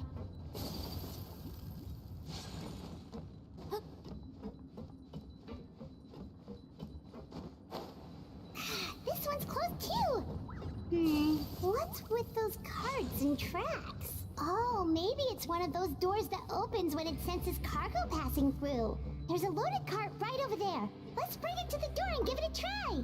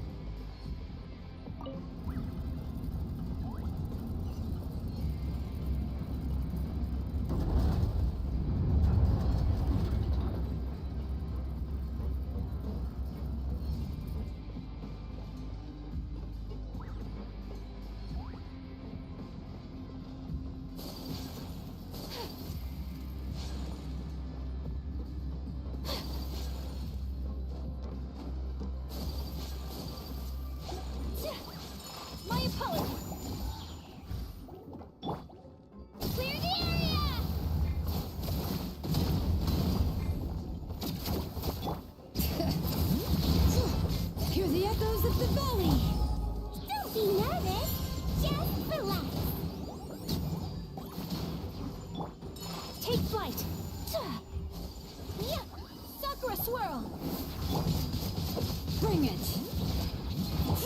Let's shred, Sharky!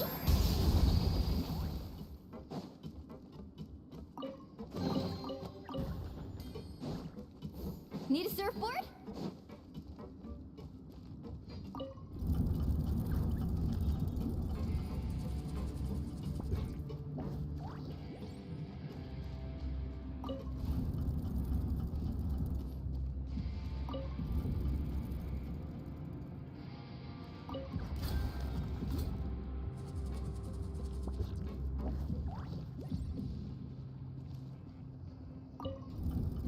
Off we go.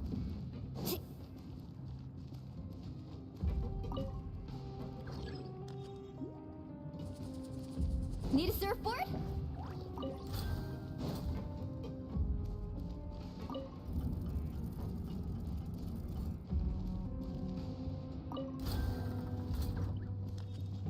Carving waves!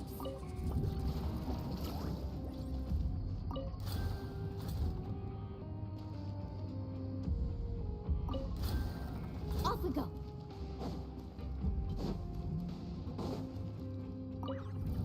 Need a surfboard?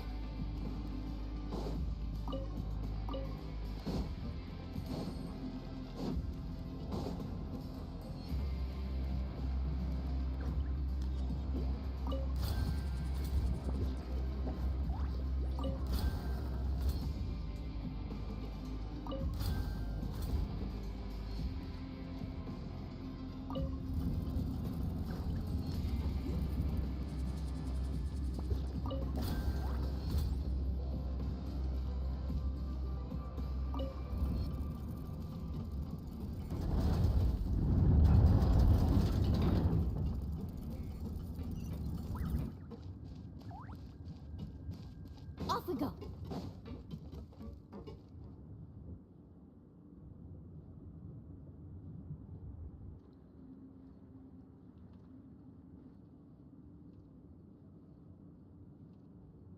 This room's much smaller than the others.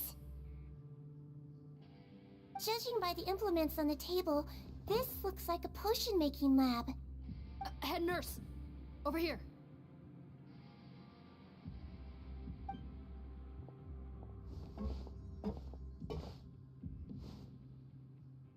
Let's see. Huh? Robot's clothes? Why would he change here? Perhaps they stripped him down, left the clothes behind, and disposed of him somewhere else? Yikes, Sigewinne, where did that come from? Oh, what a tragic way to go. Especially with such a bright future ahead of him.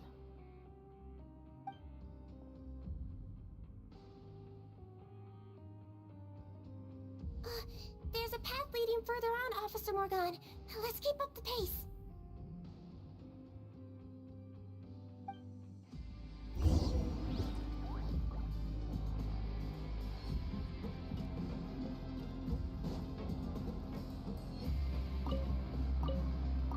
Need a surfboard?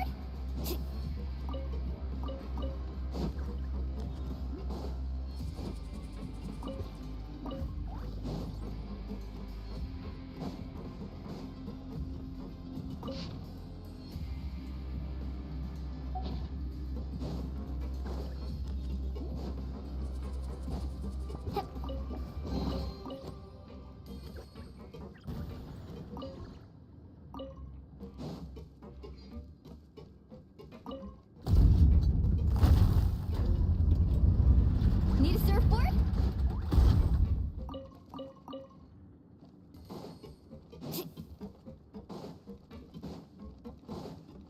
Off we go.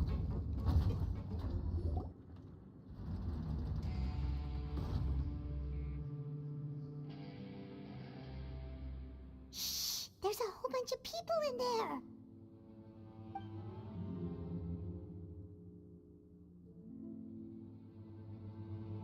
Are you serious? You're telling us that within a day, our faces are going to rot like yours? Fontanian physiology changed dramatically after that great flood, and it's not as compatible with this face-changing solution as before. The side effects are as you can see. Why didn't you say anything before we all used it? Look, my plan got you all out of prison, didn't it? You'd have much bigger problems to worry about right now if the Marshal Say Phantom found out about your other crimes. Consider an ugly mug getting off lightly. Ugh. You're just lucky we didn't leave you in there after you disappeared on us with no warning. We only let it slide because we're former partners. And now you have the gall to pull a stunt like this? Partners? Make no mistake, each of us is only looking out for himself. If you place too much trust in others, well, I'm afraid that's your problem. You hid things from me too. Remember how you each had a spare potion? You kept quiet about it until we planned the prison break? Oh, and you didn't have a secret spare? Then do you want to explain how you melted your face off before all this? Guys, that's enough. Calm down. It is what it is. Arguing won't change anything. What's the plan, Parton? I'm assuming you brought us here for a reason? There is no plan. We followed him here on the promise of more juice, but it turns out there ain't a drop here. Besides, what does it matter now anyway? He already said, even if we did get our hands on more of that stuff, switching faces again solves nothing.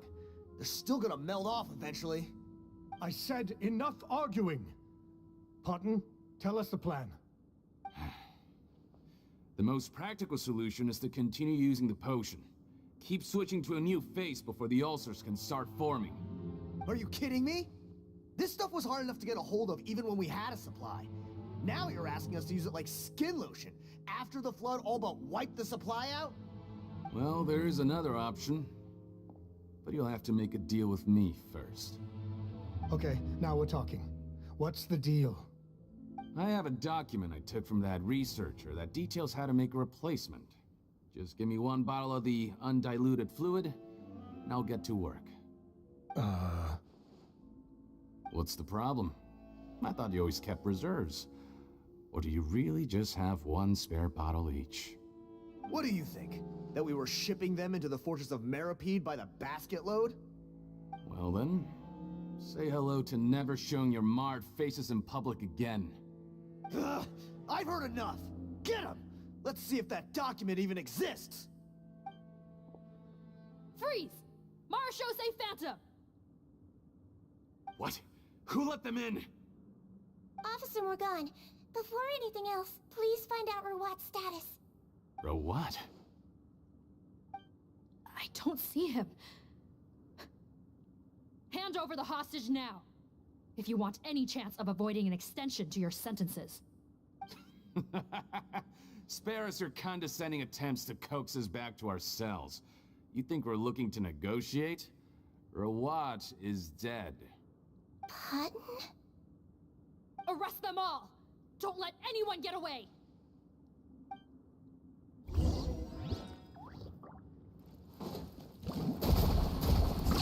Amazing!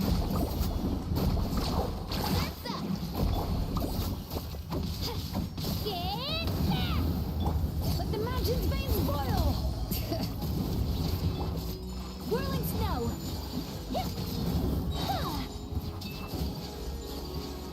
Embrace the ice! Catch an active flame! Need us faster! Woohoo!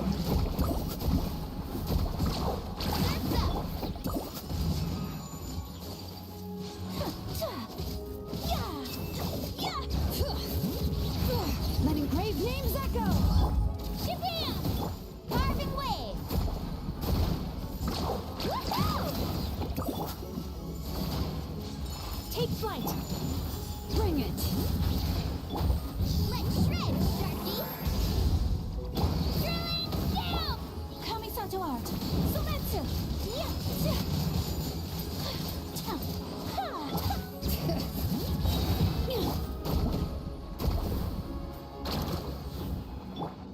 Whirling snow!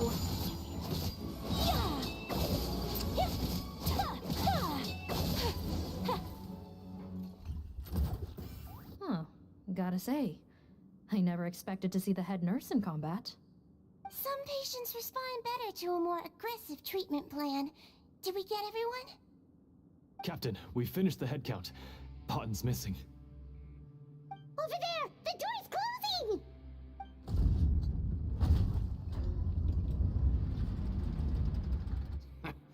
One group trying to arrest me, another trying to hunt me down. Good. I gotta kill two birds with one stone.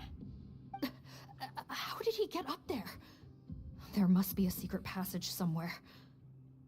Find it! Don't waste your energy. I already sealed it off. How naive. We have more people outside. If we're not back out by the agreed time, they'll come to our rescue. Well then, you'd better hope they get here in time.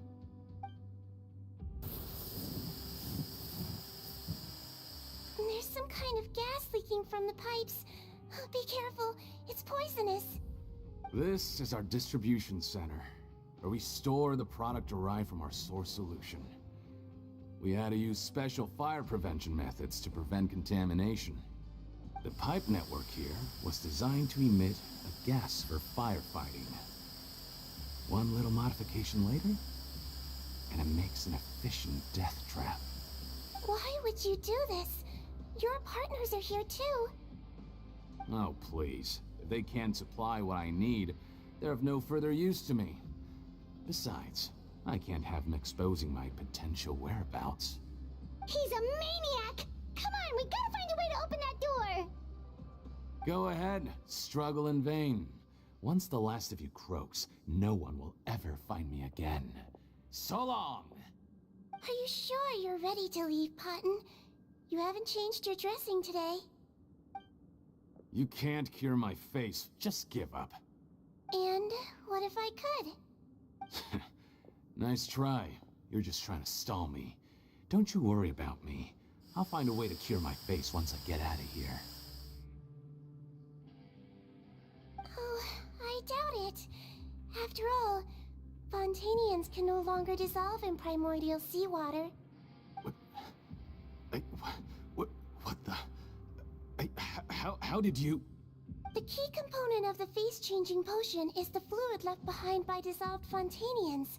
It might look like ordinary water, but it has some unique elements in it. Before the flood, all Fontanians were oceanids, physiologically speaking. A potion made from that fluid could dissolve and reconstruct the face of a Fontanian in much the same way as hydroidolins change form. Theoretically, it could give someone any appearance they wished. But since the flood, Fontanians have become true humans. They can no longer provide the source material for this potion, nor reap its benefits. Are you saying this potion is made from Fontanians dissolved with primordial seawater? Then their crimes are far worse than I thought. How could you know all of this? No, wait. Of course! Well, well. So that's why you have a human appearance. It also means that I have a formula you're unaware of. The air's getting thicker. It's getting hard to breathe.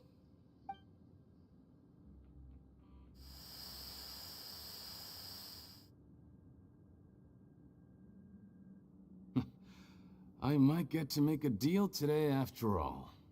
Alright, keep talking. How do you intend to give me the formula? Oh, it's not a formula, but a finished product. I have a bottle of it right here. What? When I tried Rawat's skincare product, I noticed it had a certain special component in it. So I had my friends gather some other ingredients for me, and sure enough, a little experimenting later, I'd produced the potion. I'm guessing his skincare lotion contains the fruits of your joint research? Huh. Impressive guesswork. Yeah, we were a supplier for some of the raw ingredients. But it only contains a tiny amount of the active ingredient. The effect is minuscule compared to the undiluted fluid. Well, I found a way to reverse the dilution process, giving the skincare lotion a similar effect to the fluid it is derived from. That's impossible. If I tell you some of the ingredients, I think you can figure it out. First, you need to combine tainted hydrophantasm tissue with transoceanic pearls at a ratio of around 3 to 7. Tainted hydrophantasms and transoceanic pearls. I see. Can't believe I never thought of that. So, can we make a deal? Sounds good to me. There's a delivery pipeline beneath this window. Drop the potion in, and I'll release you all. Nope, not trusting you that easily. You're like those naughty kids who try to hide their illness. Open the sluice gate first, then I'll hand you the potion. Even if you're not bluffing, your potion won't cure my face permanently. You really think you have any leverage here? I'm not closing the valve this time.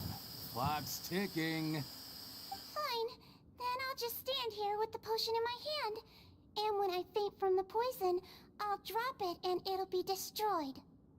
No.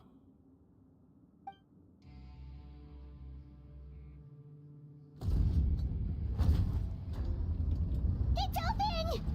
Disable that sluice gate! Jam it! Don't let it close again! That's more like it. In that case, a promise is a promise. Head nurse, there's too much poison gas in here. We have to leave, now!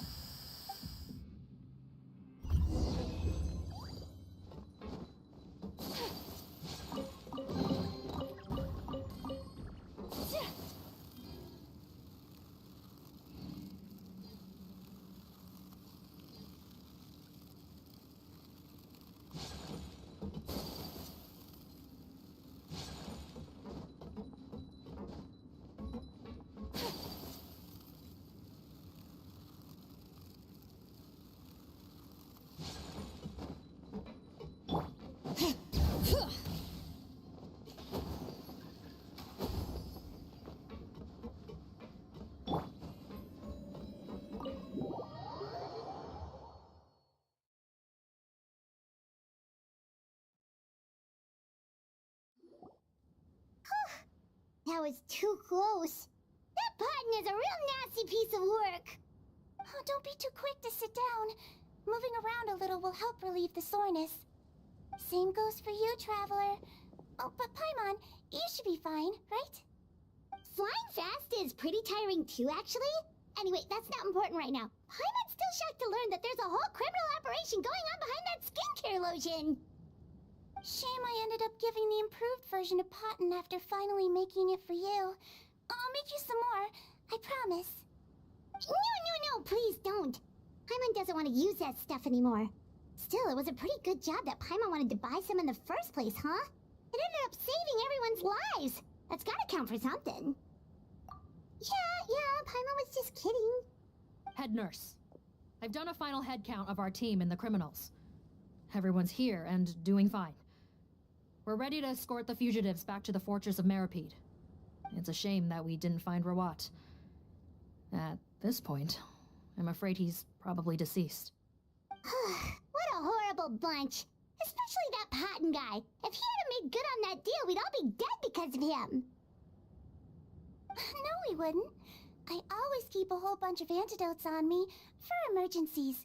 And one of them neutralizes that poison gas. We'd have been fine, even if you hadn't opened the gate. What? Then why did you give him the potion? If this is true, I must concur. Sorry to be blunt, but I think you made a bad decision by handing him that bottle. If he changes his appearance and flees Fontaine, it's unlikely that we'll ever find him. No matter how cooperative his accomplices are when we question them. No, you don't understand. I gave him the potion precisely so we could be sure where he'll go next. What do you mean? We gotta hurry. She won't last much longer.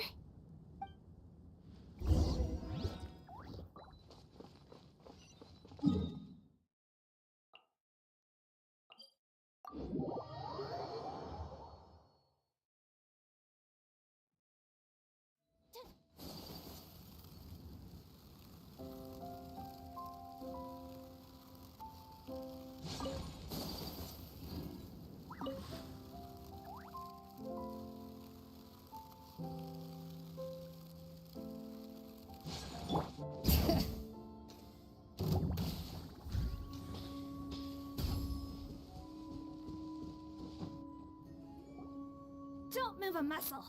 I might be short, but I pack a mean punch. Captain?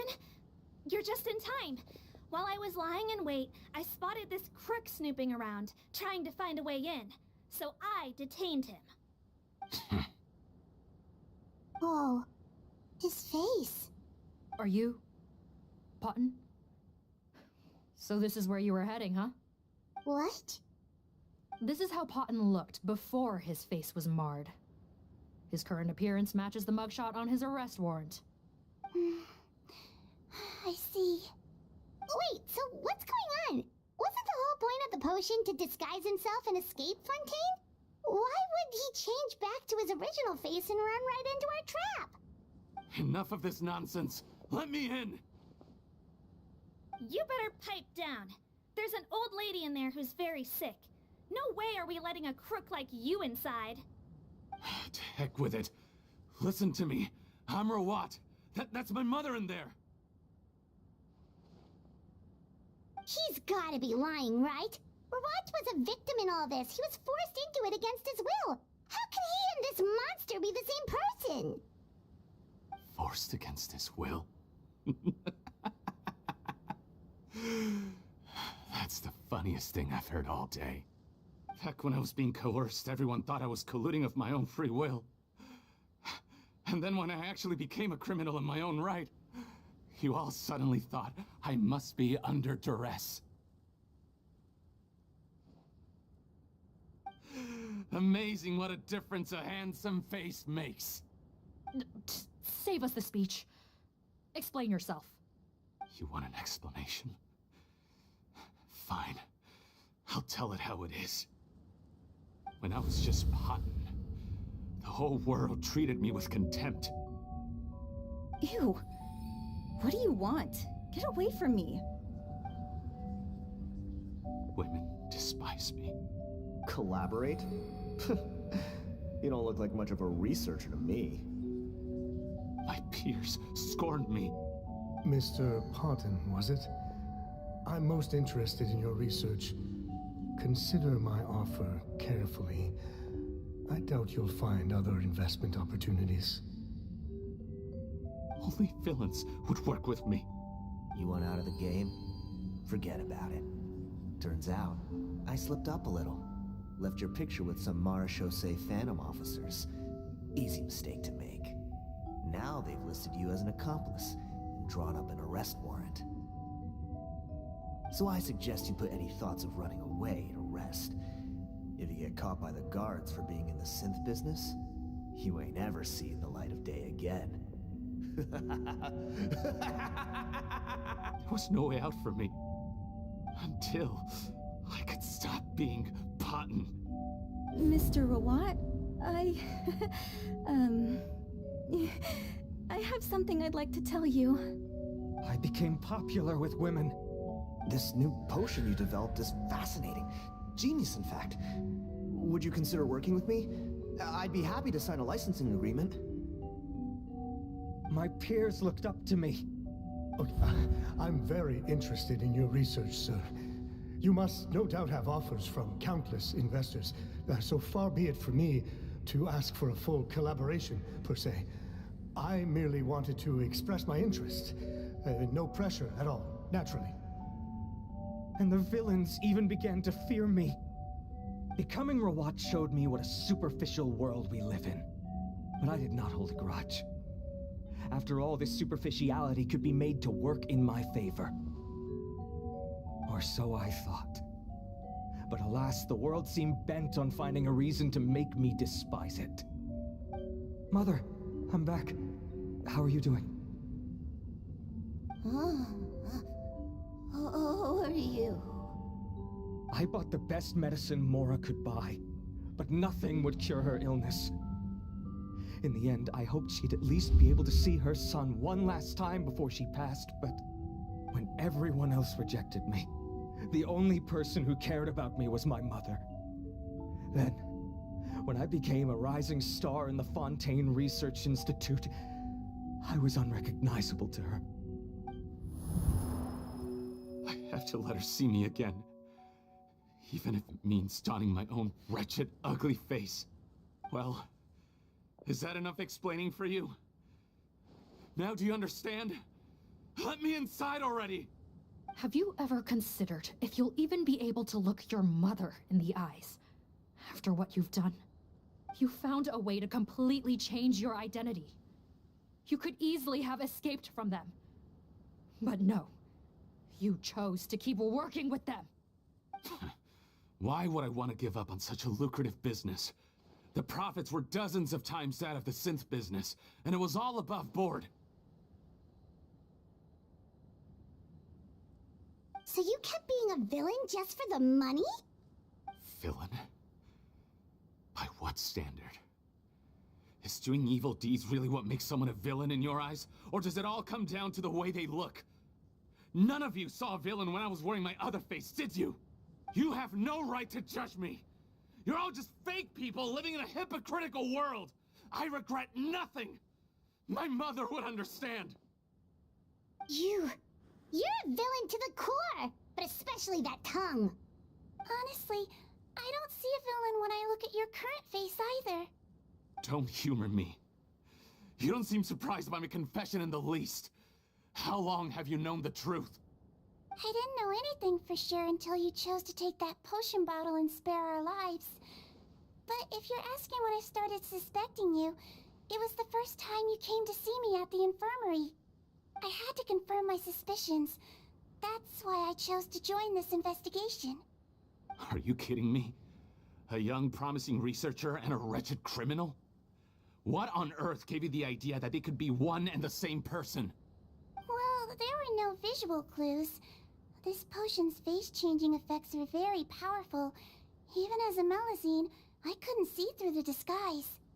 But I believe I understand humanity a little better than most of my kind. Humans have certain fundamental qualities that do not change with their appearance. Fundamental qualities, huh? So you think you're the one who's seen through me, do you? Most people probably don't know this, but I think I can guess what your deal is. Melazine constitutions are very close to that of water, so it stands to reason that the potion should work on them too. You used it yourself, didn't you? That's why you have a human appearance. Sigewinne? Yes, you're right.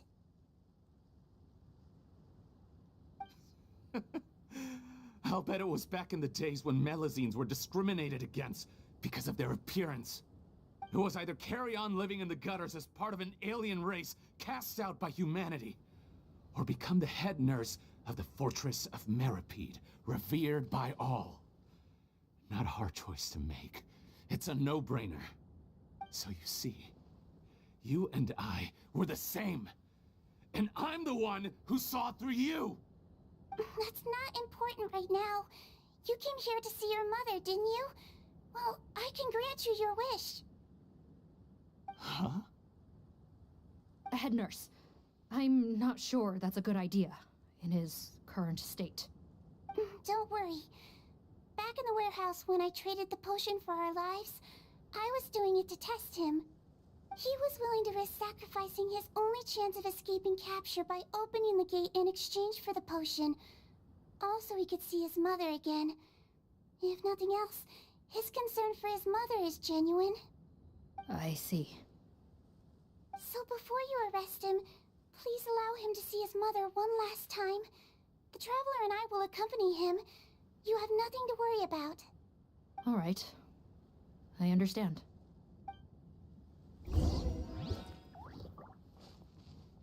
Join the head nurse inside. If he tries anything at all, shout. I don't trust this guy much. Be careful.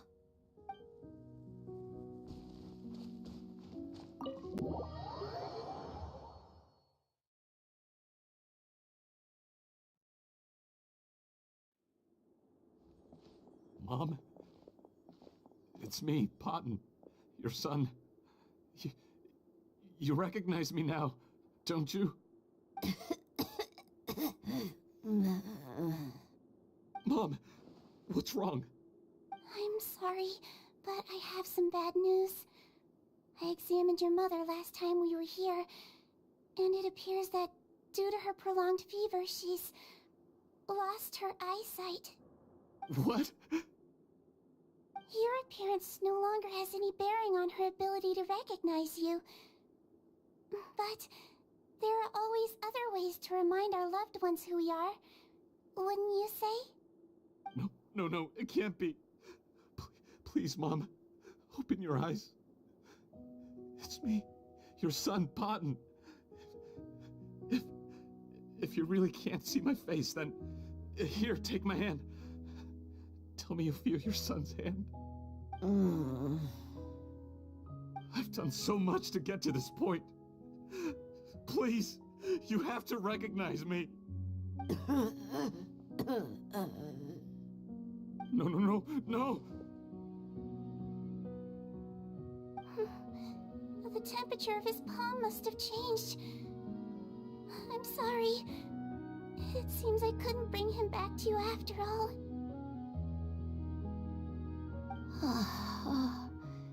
It's you. Thank you.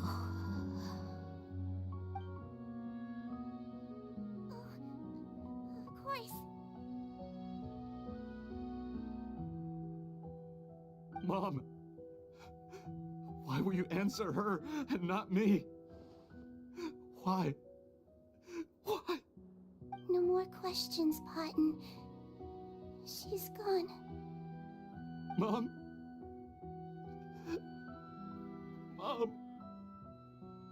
I'm sorry to say this, Potton, but you and I are not the same.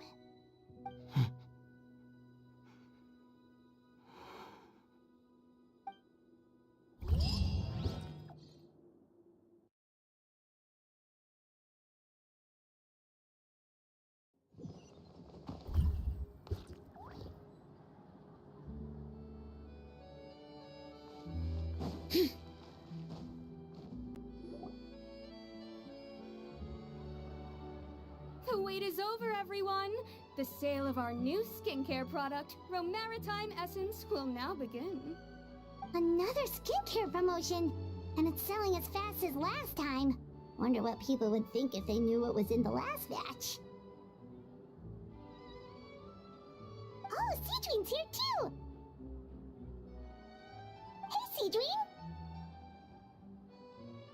Oh, Traveler Paimon, hello! I hope you two got a good rest yesterday after all your hard work. Of course! Nurse's orders, right? Anyway, are you here to take notes for your next article? Actually, I'm mostly here to help Officer Morgan wrap up yesterday's case. Ah, that reminds Paimon. That stuff sold like crazy, didn't it? Is it gonna cause huge problems? Nope, there's nothing to worry about. Unless modified, Butterfly Dew is an excellent skincare product that's completely safe to use. Besides, officers have already retrieved all Butterfly Dew purchased on the market. Now it's just a matter of disposal. After consulting Monsieur Nervulette, I came up with a way to neutralize any harmful effects, so it'll evaporate naturally without polluting water or soil. Wow, it's Sigewinne to the rescue again! Thank you for serving as our consultant, head nurse. All the butterfly dew we recovered has been disposed of, according to your instructions. Great! Good job, everyone! Also, you mentioned you wanted a copy of Watt's interrogation records. Well, technically, Potton's records. Anyway, I have them with me. Here. After he saw his mother for the last time, it was like all his mental defenses came crashing down. He put up no resistance during the interrogation, and answered all our questions. We learned a lot. Apparently, the formula was something he discovered by chance, while helping the criminal gang produce synth. Later, he came up with the idea to dilute it, and use the resulting substance as a skincare product. Their supplier was Vache. But you could also argue that they were the ones doing him a favor. His operation helped Vache's gang dispose of an enormous amount of evidence. It made for a seamless collaboration. One man's trash was another man's treasure, and there were no loose ends. It's no wonder we never noticed what Potton's gang was up to. Vache again, huh? Is there still no end to the harm he caused? Make no mistake. The crimes of Vache and his accomplices will come to an end. It's only a matter of time. Since the flood cut off their supply of primordial seawater, they've been forced to resort to riskier methods, like using their private reserve to attack people on the street. Naturally, those attempts all ended in failure. After receiving numerous reports, we were able to zero in on the gang and eventually round them up. That sounds more like it. Based on what he told us in his confession, we pretty much had him backed into a corner, even though he made a point of distancing himself from the gang while disguised as Rawat. He tried to throw us off his tail by reporting his accomplices, giving him enough time to transform back into Potton and see his mother one last time. But there was one thing he hadn't anticipated. Even though Potton had been missing for a long time, we were very much still on the lookout for him. So the moment he appeared in public after changing back to his original appearance, we caught him. So he tried this once before, huh? Guess he really did want his mother to see him again. But in the end... Looking at the interrogation records, it seems like he spent the first sum of money he earned as reward on his mother's treatment. Yes, which is why I suspect that his initial motive for using the potion was not personal greed, but a desire to become somebody who had the power to save her. Even so, he went too far. In the end, he got what he deserved. I understand. Thank you for bringing me these records. Why did you want them anyway? Potton was one of my patients, so I need to put together a medical file for him. My teacher always stressed that a person's life experiences are just as important to their file as their medical history. Why are you still treating him like your patient? Isn't he kind of beyond redemption now? That may be true, but a patient is a patient, regardless of the choices that bring them to my care. One last thing, head nurse. Please keep everything you know about this potion a secret.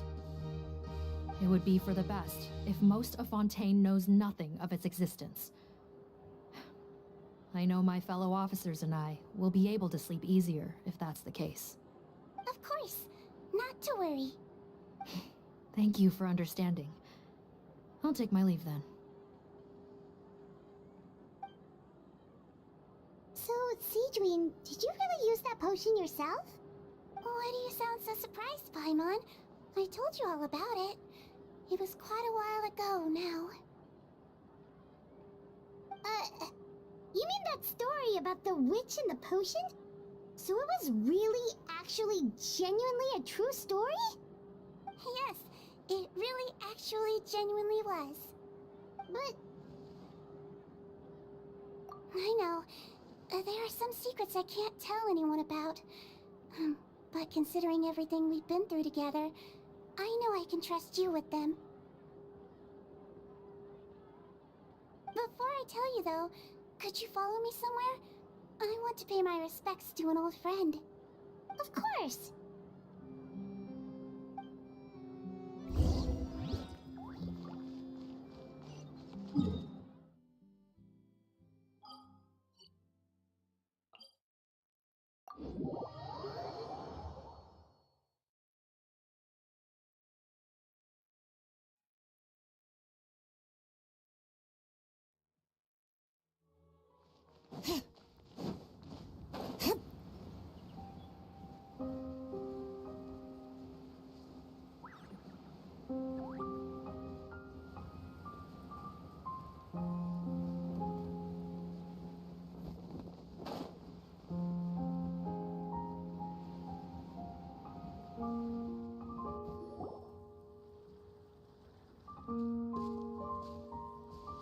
Oh, Nervalette and Risley, they're here too!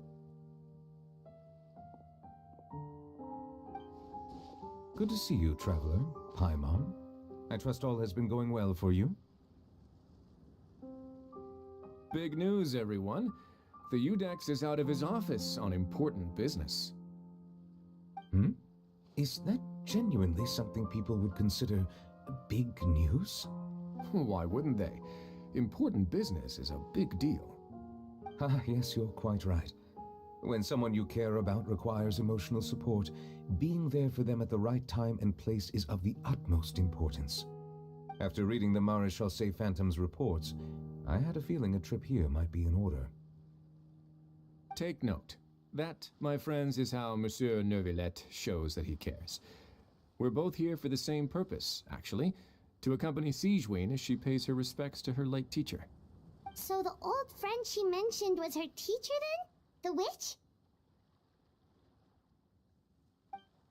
Oh, sorry. Paimon didn't mean to be rude. It's only because Sigewinne calls her that all the time, so... I doubt she considers that title to be offensive, Paimon. Don't worry. Indeed. In fact, I believe Sigewinne would take it as a sign of affection. She has spoken of this doctor on many occasions, and it sounds like she was a truly generous individual. In those days, many people harbored prejudices against Melusines. She was the only teacher willing to take Sigewinne on as a student. Wow. It's really nice of you two to be here for Sigewinne. Guess you guys really look out for your younger colleagues, huh? Younger colleague? Well, that might be true for the Udex, but I'm not sure I can say the same. Sigewinne served a sentence in the fortress of Meripede hundreds of years ago, and after she did her time, she decided to stick around. She's been an integral part of our administration ever since. Strictly speaking, the head nurse has been around longer than most people in the fortress, myself included. Pretty sure that makes me the younger colleague. She served a sentence? Yes. Long before I became Udex, there was an ancient law in Fontaine that prohibited any attempt to transform another species into a human. Initially, I and most researchers believed this law to have been imposed due to ethical concerns. But now, it seems more likely that the law was nothing more than an insurance policy, a way for Egeria to ensure that her people would remain insulated from the truth, thus enabling them to lead more straightforward, happier lives. Ignorance is bliss, as they say. Sigewinne had her reasons for choosing to obtain a human form, but the act was nonetheless in clear violation of the law. Could you tell us a little bit more about what happened back then? Certainly. Sigewinne does not object to her close friends learning about her history. In fact, I first learned of it myself because she confessed the truth to me of her own volition.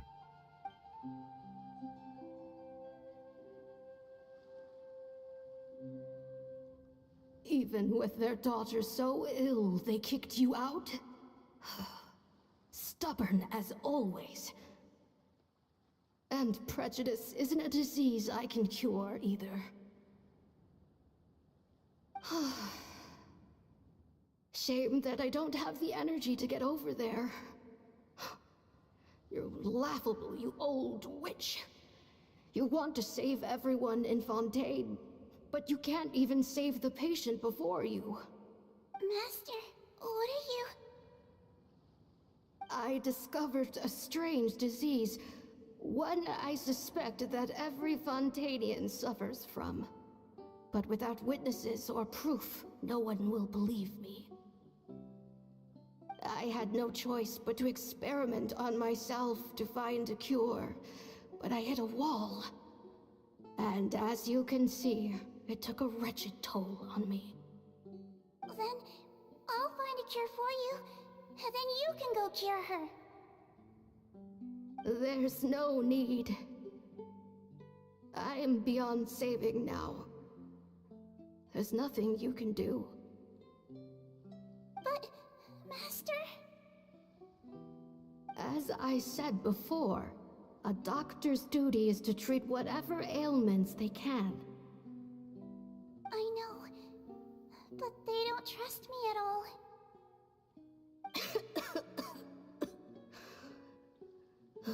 That girl. She's your first ever patient, isn't she? Tell me, what cost are you willing to bear to see her cured? I'll do whatever it takes. Even if it means breaking the law and being punished for it? As long as I don't hurt anyone. Yes.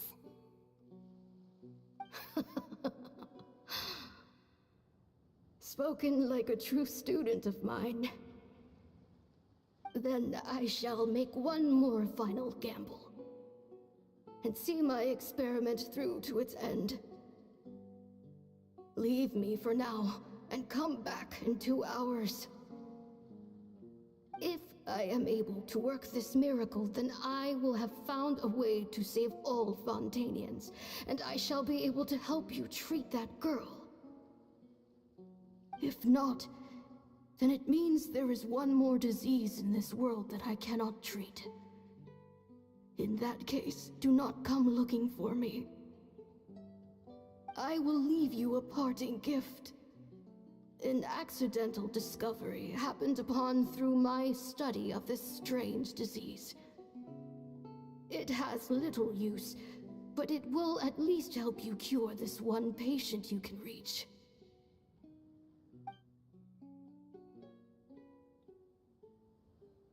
When Sigewinne returned, the miracle had not occurred. She found a potion bottle and a note on the table. After using the potion as instructed, she gained her current form, breaking Fontaine's law in the process. And after I had confirmed the veracity of the events, I gave my verdict. So that's what happened. I fear Sigewinne only understood the full story after the truth about the dissolution of Fontanians was uncovered. When I reflected on all this with that knowledge in hand, I felt a deep sense of regret. As I use the law to uphold justice, there are times when I cannot help but acknowledge its ruthlessness. After the final details of the events surrounding Sigewinne's transformation came to light, I checked several sources and, thankfully, the legal code does not require Sigewinne to shoulder any additional punishment. Wonder how she feels about all this. Since she invited you here, I imagine she intends to speak of these matters with you, no?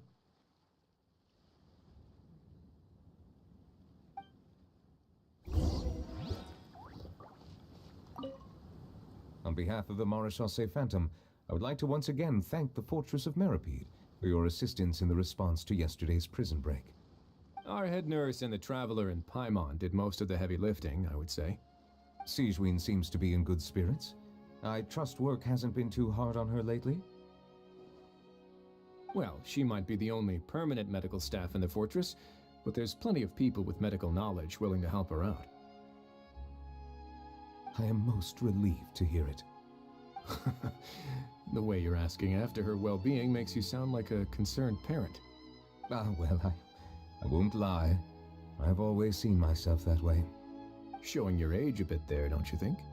Indeed. Actually, I often forget just how much older I am than you. Well, while we're on the topic, what did you do before getting this job anyway? Spend all day swimming in the sea from east to west and then north to south? Yes, and from the surface to the ocean floor on occasion. Wow. Impressive. Apologies, that was merely an attempt at humor. You can disregard what I said. That's impossible, I'm afraid. My imagination's already running wild.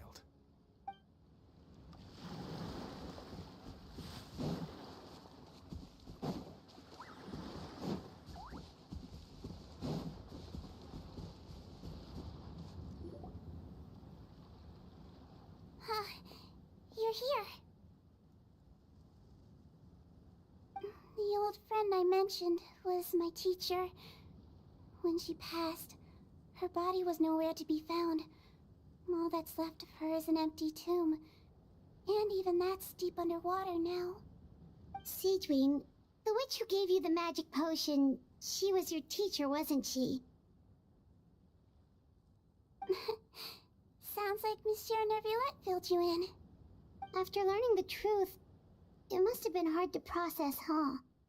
Well, to be honest, after I realized what really happened that night, my first thought was that it kind of made sense. It seemed exactly like the sort of thing she would do. But she was planning to sacrifice herself and never told you. That's just who she was. If lying is what it took to get a kid to take their medicine, then that's what she'd do. Alright, but why did you turn yourself in? I broke the law, simple as that. My teacher made her choice, and I made mine. True. It's just the way Patton framed it when he was asking you all those questions, it made Paimon really mad. You're not like him at all, and everything Neuvillette said confirms that. And yet, you were still convicted and thrown in prison. It just feels so unfair. Unfair? I happen to think just the opposite. If I hadn't served that time, I'm not sure I would have been able to stay strong when he was questioning me. Well, what makes you say that? I knew you'd be curious. Let me tell you a story.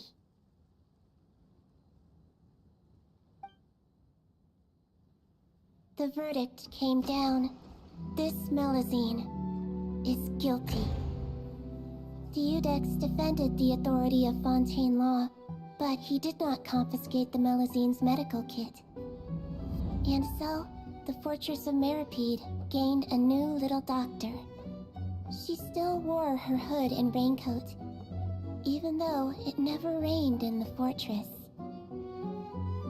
Perhaps thanks to her human appearance, no one refused her treatment. She treated more and more patients, and her sentence grew ever shorter. Finally, the people of the fortress could not live without her, and though her sentence ended, she did not leave them either. Then one day, she received an invitation from the outside world. The location seemed familiar, and when she arrived, an old lady was waiting for her. She saw right through the Melusine's disguise, but didn't reveal it. Instead, she asked a question. Tell me, why do you think you gained the respect of so many people, despite being a Melusine? Because I look like a human? It's been 50 years, Sigewinne, and you haven't aged a day. I think everyone knows you are not human. I finally found you, after all these years. I still remember, you know. It was you who saved me that night. But how? I was no longer a Melusine by then. Does it really matter if you're human or Melusine? I remember the warmth of your palm. It's quite unmistakable. And you know what? It hasn't changed one bit. You don't have to hide anymore, Sigewinne. These days, everyone wants to make friends with Melusines. And I think that it's all because of you. I'm sorry I couldn't say this until now, but thank you, Dr. Melusine. Now that's an ending Paimon can get behind. After hearing everything Patton said, I wanted to tell him that it didn't matter who he looked like on the outside. But it was too late. The warmth in his palm had already disappeared. I tried to treat him, but the roots of his problem had nothing to do with his face. I understand. Thanks, you two. I appreciate you being here for me while I talk this through. Oh, it's nothing. Our pleasure. Oh, there's one more reason I invited you here. It's about time I finally give you what I promised. In order to restore the appearances of the face-swapping victims, the Maréchaussée Phantom gave me special permission to make a few bottles of that potion. And I made one extra just for you two. We don't need it though. Shouldn't we destroy it? Well, Even if you chose to destroy it, I still thought I should give it to you first. You two did so much for me. How could I break my promise? Well, fair enough, but anyway, Paimon's definitely not interested in this stuff anymore. Still, if this is the very last bottle in all of Teyvat, getting rid of it would feel like kind of a waste. Maybe we can give it a special meaning somehow. Oh, Paimon's got it! Melusine physiology wasn't affected by the Great Flood, right? So that means the potion should have a permanent effect on you. In that case, what do you say, Sigewinne? Ever thought about transforming back to the way you used to look? After all, from a Melusine point of view, Paimon bets Melusines look the cutest of all. Paimon, after everything, do you really think it matters whether I'm Melusine or a human? Well, what was Paimon thinking? You made up your mind a long time ago. Yeah, let's just destroy this thing. Leave it to me.